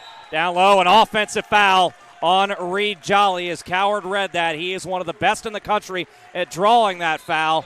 And Reed Jolly commits the foul, just his first. Team's fifth here. Quick sub out here for Reed Jolly. What do you make of that? Ultimately, I think it's just a mental reset for the kid. He's a freshman. He's growing still in this game. Don't forget, this Thomas More team is extremely young. What is it? No seniors out there on the floor right now for Thomas More. Only 2 on the team. They got to learn from this moment as they've got I think Coach Ray sitting down there and talking with Reed Jolly about what he sees most likely on the defensive side. As now Georgetown, with 2 points, will tie the average here with still 10 minutes to play. for Thomas More and what they've given up all year. Very different story from how the both regular season games went. Of course, Georgetown shooting 60% in the first half to really set the tone in that first half towards that scoring number, as we still had more perspiration on the floor. I asked the other day when we started this tournament, there was a hockey rink underneath here that some of the ice was melting through on. We've had multiples of those delays for perspiration on the floor. Indeed, we have, and a lot of it, I think, is from Coward. Coward keeps hitting the deck. He does. Normally, I'd make an Academy Award joke, but really, he's just, I think actually he will go flying if someone does hit him. He's not that big of a guy. Great job for him to stay strong and go try to get a bucket like that. Kyron Jones with the offensive follow, and that's exactly what he does for Georgetown. Those garbage type of points right there, and all of a sudden, Jones now into double figures with 10. Back to a 15-point lead for Georgetown with 9.5 to go. One man's trash. Let's see if Pack can turn it into something golden. Saban working against Claret down the lane, stops in the middle, out to Noah Pack. He wants a third three in the game. That one is short. Saban with the offensive rebound, throws it right to Chris Coffey. Coffey one-on-one with Noah Pack. Euro step in the lane. Coffey finishes. So strong there. What body control from Coffey. Going right to left, up and in. But another careless mistake there from Thomas More. Saban grabbed the ball, had no idea where to go with it. Now a timeout, Thomas More. Georgetown showing their dominance here in the first 31 minutes of this ball game. Again, if TMU's going to come back, they got time still, 9 minutes to go with the way that they could put up points in bunches, but they're going to have to start not playing their game. They're going to have to play Georgetown's game and beat them at that, meaning speed the pace up, get a lot of shots up, and knock those down. I don't know. It gets slimmer and slimmer the more this clock ticks down to the big, quadruple zero here in Georgetown. Or excuse me, it feels like Georgetown, yes. Here in Bowling Green. 14 Thomas More turnovers have led to 24 points for Georgetown, and that's really been the story here in the second half. Thomas More has had chances, get this under single digits, cut it down to a 9 or an 8-point lead, and then a mistake like that has kind of really been the story here in the second. Got to get that cleaned up over the last 9. That's very un-Thomas More-like, as you know. Georgetown will make you do that, though. That Georgetown, a superior team to most everyone in the NAIA, definitely going to be a force at the national level. Excited to see they're extremely well coached, obviously, Coach Briggs. I mean, what do you think? What's this going to be, 3 national championships if he wins it again, or is this number 4? This will be his. If Georgetown were able to go on and win the national title, it would be Chris Briggs' 3rd national title in 9 years. And also, don't forget, Georgetown lost a national title in 2016 on an overtime buzzer beater to Mid-America Christian, who Georgetown may see in that tournament. Georgetown and MACU fighting for that number 1 overall seed. MACU went down in its conference semifinal, so if Georgetown could hang on and win this one, the Tigers will be the number 1 overall seed again in Kansas City. And well deserve it. Well deserve it. I mean, only 2 losses on the whole year, going for win number 30 here tonight. Huge job here for Briggs and company. 2 losses by 2 points each to Thomas More and Campbellsville. That's how close Georgetown is to being 31-0 right now. But that's in the past. Georgetown moving forward here, as is Thomas More, and the Saints looking for answers, trailing by 17 with 9 minutes to go. Pack trying to hand it through. Walker off the knee. Walker against Kukabat, picks up the dribble, back out to Luke Rudy. Now Pack straight away. Shot clock under 10. Walker on the weave. Hands it off to Birch, and a moving screen going to be called on Walker. That'll be Tyrese Walker's 4th. And that's unfortunate. He's just out there trying to do something for his team and ends up running to the wrong jersey, unfortunately. And Thomas More turns that one over via the foul. Yeah, another giveaway for the Saints, their 15th turnover. 64-47, 8:42 remaining in the title game. Hey, through 10 minutes, Thomas More had 1 turnover. Georgetown had 0. See how the game has changed. Nico Clareth, too strong. Rebound by Pack. He is fouled by Coffey as Coffey went to knock it away. Just the first foul on Chris Coffey, but great positioning inside by Noah Pack. And how aggressive can Coffey afford to be here with 8:30 left to play? He's got all the time in the world and all the fouls in the world, it seems, still to use and make sure TMU does not get back into this. Interesting. We've seen Ryan Batey on the bench for quite some time now for Thomas More. How much longer do you leave him on the bench there if you're a Saints fan? We'll see. He ain't going to help you much from beyond the arc, so let's see if Pack or Birch can do it. Birch can't get it to go. Tapped up in the air. Kukabat and Rudy both mistimed their jumps. It finds its way to Birch. Second effort is there for Garen Birch. His second 3 in this second half. The 8th of the night for the Saints. 8 minutes remaining. 14-point Georgetown lead. Coffey working against Pack. He'll drop it off. No, he'll fake the handoff to Coward. Now around to the other side. Here's Jones. Jones and Jolly. The future of this Mid-South Conference right here. Jones inside, basket no good. Foul down on the floor against Reed Jolly. That is his second and the team's 7th. But Kyron Jones is another guy you don't mind sending to the foul line if you're Thomas More. Kyron Jones, just a 49% free throw shooter on the season. Still the chance here to put his team up 15, maybe 16 if he can knock him down. It'll be a 1 and a bonus for Jones. He now has 11. Bate now springs off the bench for the Saints and taking the place of Noah Pack. Pack's had a really nice tournament out here in Bowling Green. I think he's got a really bright future ahead for the Saints. If he can get a little bit bigger, I think, and establish more of an inside game, they got no shot. They've got a violation, I believe, on, is that Coffey? They call it on Nico Clarith, getting into the lane early, so wave off the free throw. So 65-50, as you see on your monitor, 7:40 remaining in this one, and Thomas More staying with the patient game plan here. There is still plenty of time for the Saints to get back into this. We'll see if Jolly can start a run. Jolly going in. Oh, Clarith came from behind to try and block it away, and I think he's going to get called for the foul. Indeed, he will. That is the second on Clarith, just the 6th against Georgetown in the half. And we'll put Reed Jolly at the line. Jolly looking for his first points here in the second half after 15 in the opening 20 minutes. Free throw is good. He needed that. If they're going to get back in, he's going to have to get going. They're not out of it yet, down 14, 7.5 left to play, but something's got to give. Still plenty of time remaining for Thomas More, especially as well as they shoot the 3 ball. The second for Jolly is short. Coffey pulls it down. That's his 7th rebound. Coffey 3 rebounds away from his 22nd double-double of the year. That's second incredible. best in the country. Coffey wanting Kukabat to post up there. Saban nearly had a steal from Coward. Coward through the lane. Sweet. Oh! The sweet touch there from the little guy, putting him up 16. Yeah, Coward now with 16 off of that scoop shot. 7 minutes to go. Keegan Saban now left side to Jolly. Bate wanting it on the block. Here he is out deep. Driving on Coffey through the lane. Bumped. No good. But the foul is called. It will put Ryan Bate on the line as Chris Coffey picks up his second. And it's the team's 7th. Brian Bate, 79% foul shooter on the year. This is his first trip to the line today, looking for point number 3 on the evening.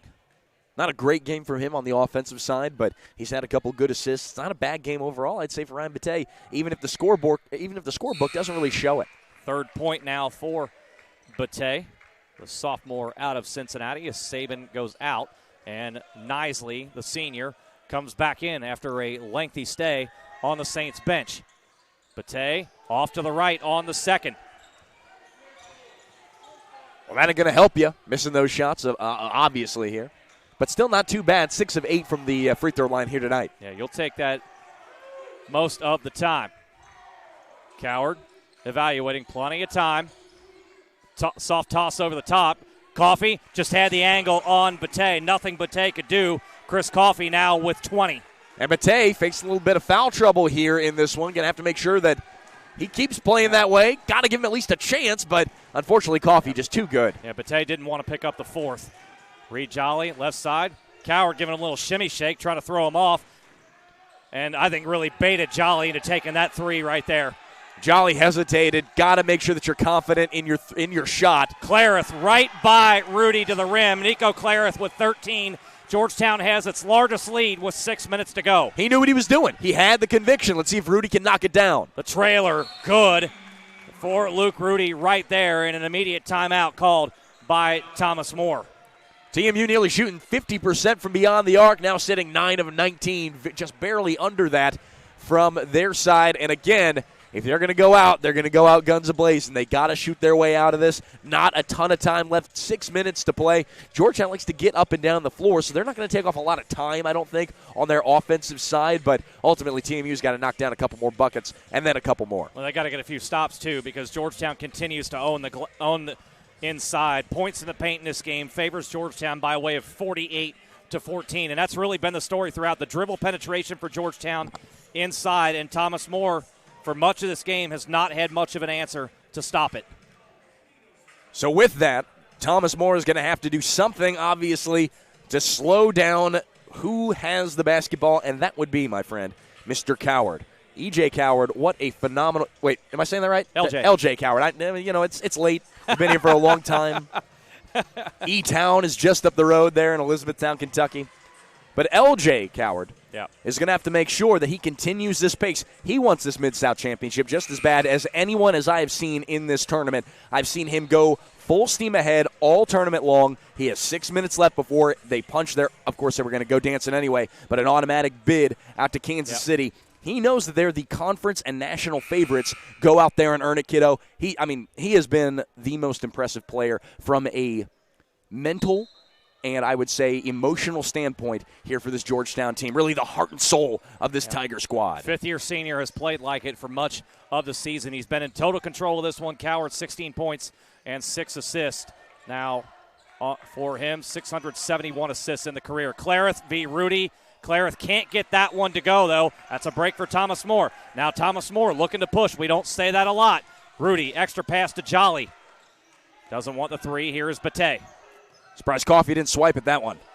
Bate clearing space, got Coffey in the air, and finished. Tough finish by Ryan Bate. Lucky he didn't get called for lowering that shoulder and driving in, but down in that restricted zone, I think Bate had good court awareness to know where he was. Second field goal for Bate, now 5 points in total. Coward down the lane, floater, no good, and a blocking foul will be called down low on Bate. That'll be his 4th. That's tough for Bate. That's not a hard hit to take. Well, I say that, even though Coward's run in there like a speeding bullet, obviously. We got an under 6 timeout here for our media break. 5:07 to go here in Bowling Green, 71-57 in favor of Georgetown.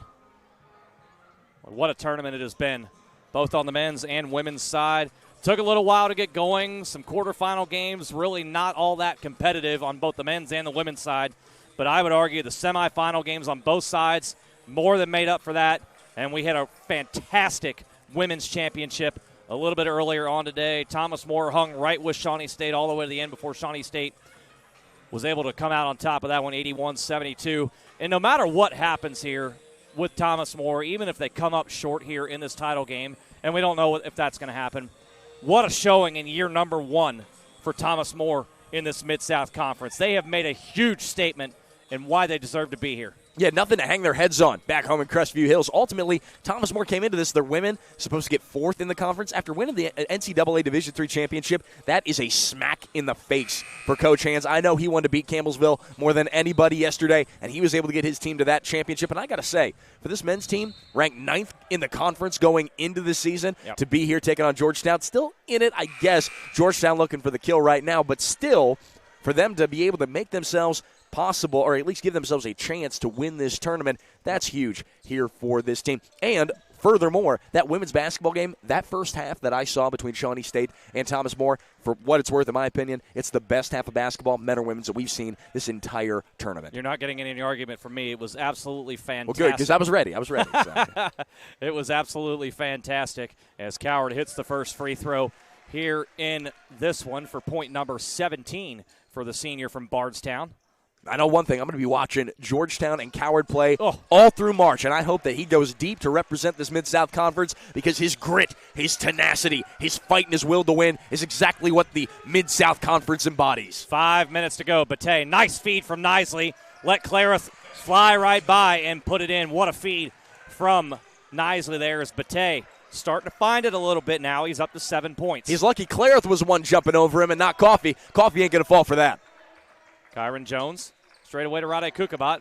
And now a little bit of a zone look right now from Thomas More. Clareth steps back. 3 is short. Kukabat tried to tap it, but does to Reed Jolly. So Thomas More gets a stop. They need it. Can they come back and counter? Birch on the screen from Bate. Bate rolling onto the block. Again, surprised Coffey didn't swipe at that. Coward coming with the double team. Now drops off. Here is Birch. Nisley giving up some size to Clara through the lane. Birch fakes a shot, driving baseline off of Bate's foot and over to Georgetown. Now the 16th Thomas More turnover as Jake Omer returns for Georgetown with 4:12 to go and those 4 fouls that replaced Rade Kukabat. 4:12 left to play, 14-point game. Omer's back in it. I'm liking Georgetown's chances right now. Thomas More with some pressure in the backcourt. Going to force Chris Coffey into the front court. I'll say it again, Chris, you're not a guard, even though you claim to be. 4 minutes remaining. I think he might have heard me. I think he did. He looked right at you, too. I'll tell him afterwards. I've told him to his face for 5 years. Uh-oh, watch out. The straight flush from the big fella. 22 points for Chris Coffey on his way. If Georgetown can close it out, probably the most outstanding player of this tournament. Nice feed from Clarith. Coffey now defends Bate. This side, Bate spin the lane. Coffey tried to draw the offensive foul, but an easy call on the block. That is Coffey's third, and it will be the team's eighth. So I'll put Bate on the line for one and a bonus as we got more sweat on the floor. Bate looks like he's limping a little bit coming off that after that contact with Chris Coffey. Tigers are rough, man. They're going to let you know it. Holding that right leg. Georgetown can be physical when they want to be. They don't do it all 40 minutes. Don't have the bodies to do that. Play that physical style of game. Kyron Jones may take issue with that, but you don't have a guy Chris Coffey's height, but with the strength of Kyron Jones. They've had that in years past, maybe a little bit this year with Hugo Boomba, but that's not the way Georgetown likes to play this year. They want to spread you out and attack you. And Coffey, sleight of frame inside, tried to draw the charge. Ryan Bate, cool, calm, and collected, hits the first free throw. But man, even though Georgetown doesn't necessarily have the girth right on their roster, or the starting five that they have out there, they run so fast, so hard, so aggressive that it automatically turns into a physical style of offense and defense. Because even though they're not bigger than these guys, they're going to get up in your shorts. They're not going to let you have an inch of room. Inside, outside, don't matter. That's why the Georgetown Tigers are up 14 with 3:33 to play. Thomas More now pressing here. Take us through how you view Thomas More as a pressing team. They'll do it a lot because, over the last 12 games they've been winning, but they're going to have to stop Coward from spreading the floor out and giving it to a guy like Omer. Because that's going to happen. Yeah, you saw it right there good. On the initial burst there. Luke Rudy just can't stay with L.J. Coward. Omer now with 13. And surprisingly, Luke Rudy's played better defense tonight on someone like Coffey. Double team inside, and Bate throws it away. And Saban will be best to go ahead and save that, but he won't. It'll go to Georgetown down here on the baseline. And I think that's just a split-second decision. He was probably just thinking to himself, well, it's already out of play. Why? He's already taken a hard shot to his back earlier today. No sense right now diving and trying to hurt himself down 16, 3:07 left to play. Just get a good defensive stop for Thomas More right here. 17th turnover for the Saints thus far. It has led to 26 Georgetown points. Georgetown, meanwhile, has turned it over just 6 times against one of the best defensive teams in the country. Omer taking his time. Clock now under 3 minutes remaining in this championship. See what Omer can do. A little shake and bake. He'll give it off to Nico Clarith. He can do the shake and bake thing, too. We're going to get Kevin Saban right by him all the way to the rim, but blows another lay-in. He wanted a foul there from Saban. Jolly jump pass. Rudy, quick three. Needed. Luke Rudy's been there when they've needed him. Noah Pack's been there when they've needed him. Georgetown just so tough. 2:37 left to play. 13-point ball game. Thomas More not really in it, not really out of it, kind of in limbo. But as that clock gets smaller and smaller, down to those quadruple zeros, the lights get dimmer and dimmer for the Thomas More Saints as the Tigers prowling their way looking for the kill. Thomas More has just not been able to make that run here in the second half. And we go back to the first half, tight ball game early. Georgetown goes on a 12-0 run to build a 10-point lead, and they've really kept it at that point ever since, led by as many as 19 here in the second half. But the Saints have never really been able to get going, especially consistently on the defensive end, getting stops. Thomas Moore's hit 10 threes, shooting 50% from downtown. Any coach any day of the week will take that. But Georgetown has just been relentless on the offensive end. The Tigers shooting 56% from the floor in this game. Very, very different from the 2 regular season games. They're 2 minutes and 37 seconds away from cutting down a couple of nets. Again, just adding another notch there in the legacy of Coach Briggs. Kyron Jones gets it into Omer. And the press coming. Here comes the trap, but Omer easily snuffs it out.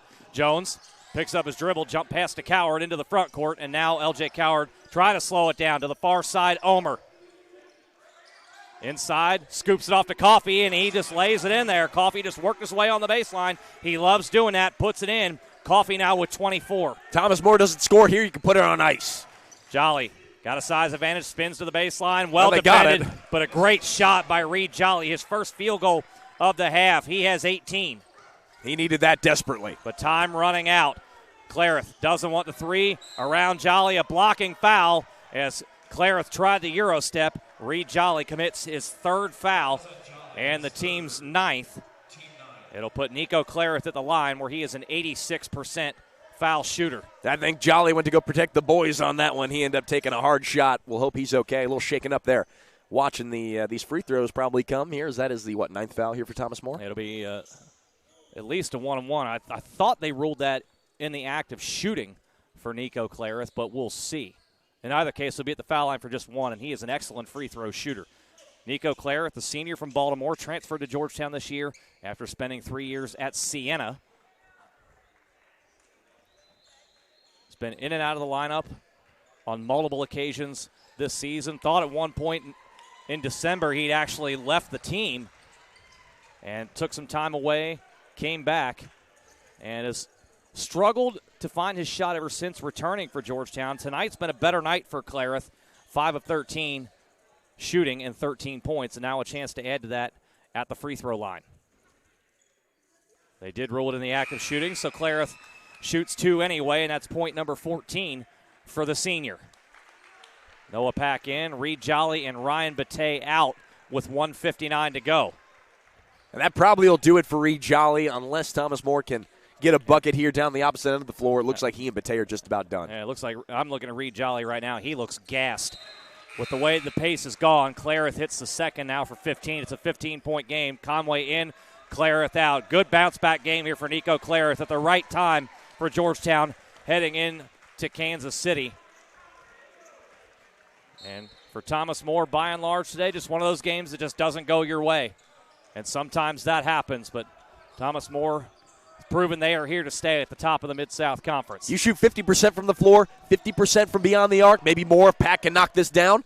Nope, not quite, a little less. What a rebound inside by Birch, and Conway with really a lazy attempt to knock that ball away. Conway's arguing, I don't know why, but he commits his second foul and the team's ninth here, so Aaron Birch will go to the line, 80% on the season for the Alexandria, Kentucky native. But as I was saying, if you're shooting 50%, right, about that from the field and the floor against most any team in the NAIA, I'm giving the nod over to the team that's doing that. Sure. You play against Georgetown? Not so much. Obviously, you're going to have to do a little bit more than that. Couldn't quite get it done here today. Here as Birch will make his second free throw. And it's really been an atypical game for Thomas More in terms of the defense, I should say, for the Saints in this one. Georgetown shooting 57%. Conway looking to add to it and does. Conway's first points of the day. Georgetown's just their fifth three of this tournament. 84-67. Rudy trying to answer, can't do it. Yeah, he's forcing it. Coffey tapped the rebound right to Garen Birch. Birch now with 9. 84-69, a minute 15 to go. Coward into the front court. Has Kyron Jones in the corner, and here it is, Jones. If you want to extend it out, that's the guy you want to foul. If you're Thomas More, instead, Rudy will give the foul on Coward. That is Rudy's second. And the 10th on Thomas More. 1:02 to play. Georgetown on the verge of back-to-back Mid-South Conference titles. Showing what it takes to win that Mid-South tournament. It takes a lot more than just shooting well from the floor. You got to put a whole package together to beat this team, and they're battle-tested. You know, we didn't talk about this a lot, I guess, going forward because we want to focus on the Mid-South tournament here. Sure. But going forward, this is a great test to see how these teams will stack up from a physicality standpoint going forward out in Kansas City. 1 minute to go. 16-point Georgetown lead. They led by double digits the entire second half. Noah Pack at the top. Now to Keegan Saban. Not much more than scoreboard dressing right here for Thomas More. If they could put one in, they can't. Coward walks it into the front court with 40 seconds remaining, and the Georgetown contingent here in Bowling Green, just beyond the Tiger bench at the top of your monitor, starting to rise on their feet as Coward works the clock down.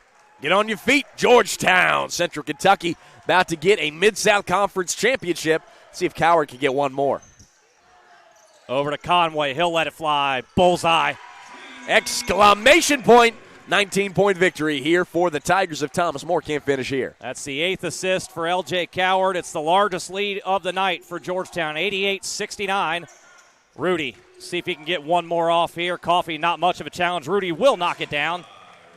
Rudy will finish the game with 17, but this Georgetown offense, just too much here today. The Tigers shoot 57% from the field and force 17 Thomas More turnovers, turning into 26 points. And Georgetown, for the second straight year, has won the Mid-South Conference Championship, this time an 88-72 win over Thomas More. Georgetown now 30-2 on the year and will be the number 1 overall seed in Kansas City. Thomas More's 12-game winning streak snapped. They'll fall to 26-7. But as we've talked about, Thomas More solidly in the field in Kansas City. Really good showing here today. Just too much firepower from Georgetown. Indeed. They were, what a fantastic coaching performance there over on the Georgetown bench. I thought Coach Justin Ray had a pretty good idea of what they needed to do to win, but not quite enough to knock off the number 1 team in the country 2 times in 1 year. That's a hell of a feat, obviously. And Georgetown going to get to cut some nets. Well-deserved, as I've said all night long. They have looked fantastic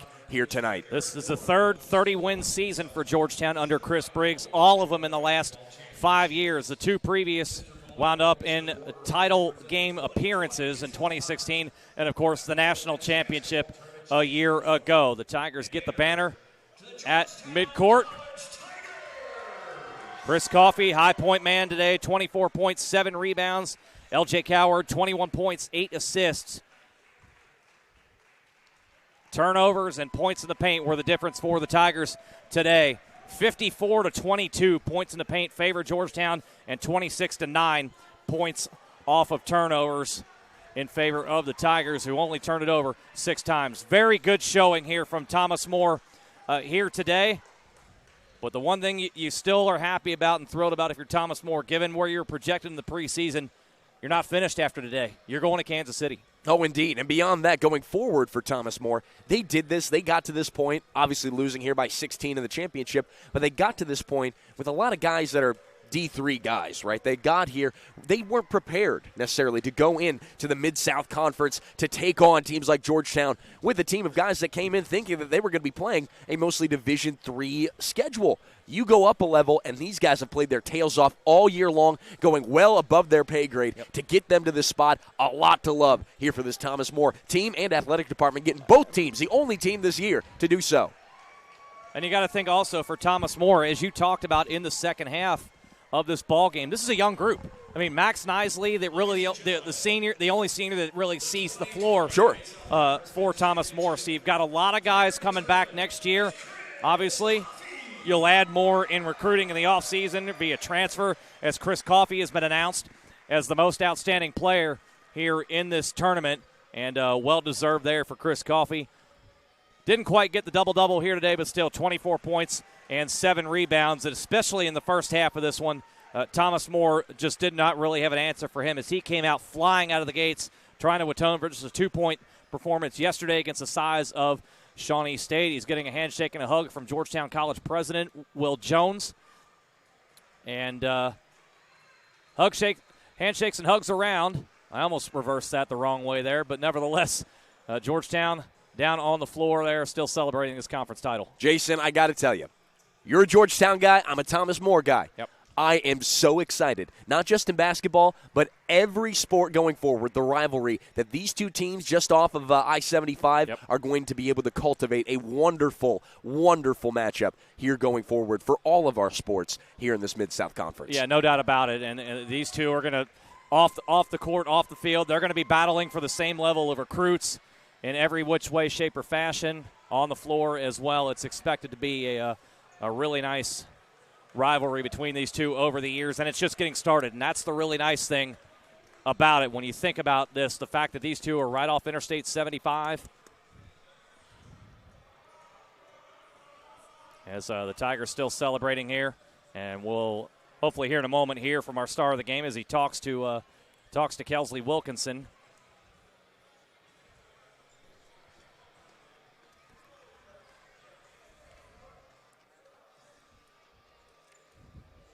Chris Coffey with a wave at me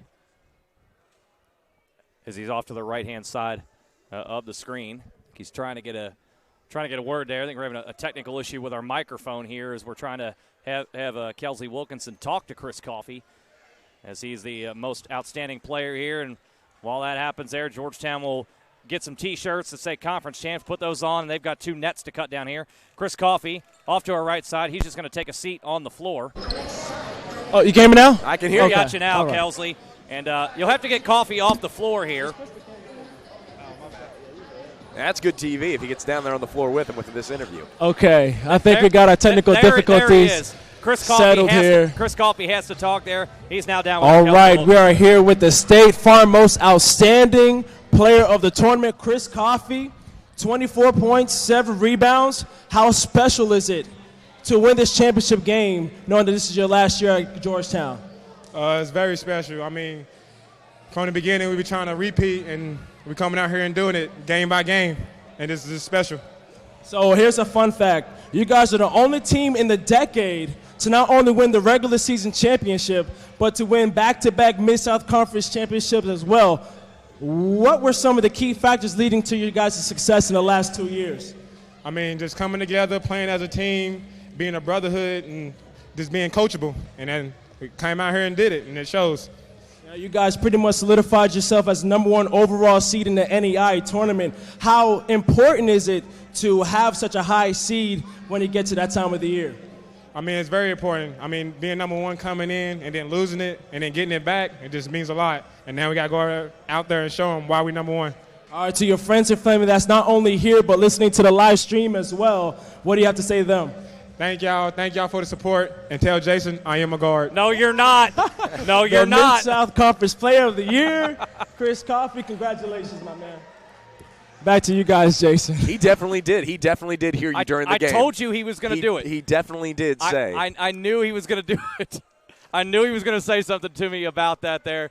But the thing is, I have had a lot of fun with Chris Coffey over the 5 years he's been at Georgetown. He's such an engaging personality. But the thing about it, too, that we've seen over the years, now you've had a chance to experience it yourself here in the Mid-South Conference, he backs it up on the floor. It's one thing to go out and be that loosey-goosey type of guy and go out and put up 4 points and 3 rebounds per game. Nobody takes you seriously in that instance. But he's gone out there, put up the numbers. I said the other day he's only the second Georgetown Tiger ever with 1,500 points and more than 1,200 rebounds in his career. And he's a goof. He is, but you know what? But he's a darn good goof and basketball player. He's always out there with a smile on his face. He's the kind of teammate that you want to have because even when things get tough, he's still going to be out there and he's going to be competing. That's the thing. He's always competing, even with that smile on his face. Yeah, no doubt about it here. Let's take one final look at the numbers as Georgetown not too far away from taking the numbers here. You're still not a guard. As he gets on, you are still not a guard. This guy right here, Chris Coffey, as he's sweating all over our suits here, you're still not a guard. Man, you seen that guard move out there. What guard move? Remember the first game? That was one for the tournament.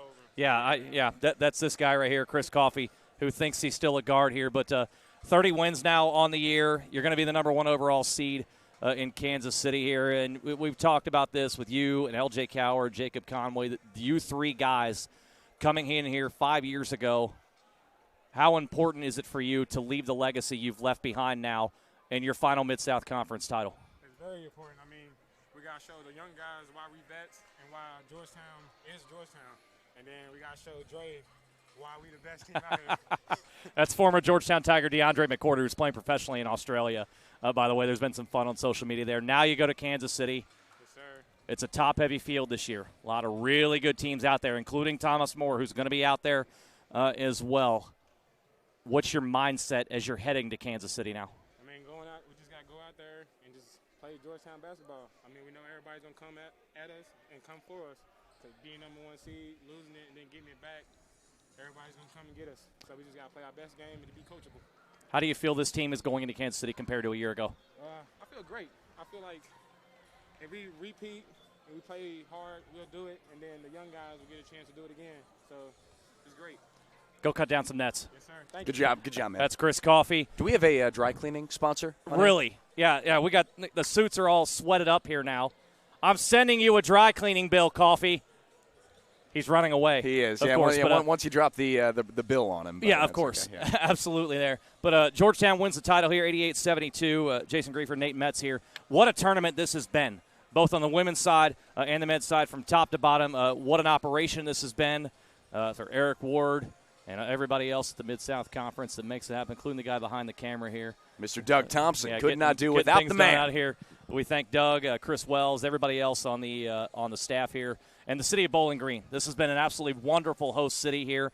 Look forward to coming back here. Hopefully next year we'll have this here again. And that guy right behind us there, Kelsley Wilkinson, has been one of the hardest working guys. Get in the shot here. Get in the shot. We got room. There's always room for one Kelsley's been one of the hardest working people here as well. I don't want to leave him out there. He's been a wonderful addition here to us. He's been a great guy to have up here with the headset on, down there with those player interviews. He's all over the place. Kelsley can go back home to Florida now. Finally warm up a little bit. He's been looking forward to that as well. But this has been a blast. It really has been. Absolute blast. All the way around. Hey, and big shouts to Joe Brunk, obviously, for being here with the Sporting Times and how great they've been and how gracious they've been in working us into these championships. And can't say enough good things about just this entire production here at mid-southconference.org. What a tournament it's been. Congratulations to Shawnee State women's basketball there, the 2020 Mid-South Conference women's champions. Georgetown College men win the Mid-South Conference tournament once again by a score of 88-72 over Thomas More. Both those teams will be in the field. Both Shawnee State and Thomas More women, they'll be in the national tournament field as well. That's Nate Metz. I'm Jason Griefer. We thank you so much for watching us. It's been such a great pleasure to bring the Mid-South Conference tournament to you right here on the Mid-South Broadcast Network.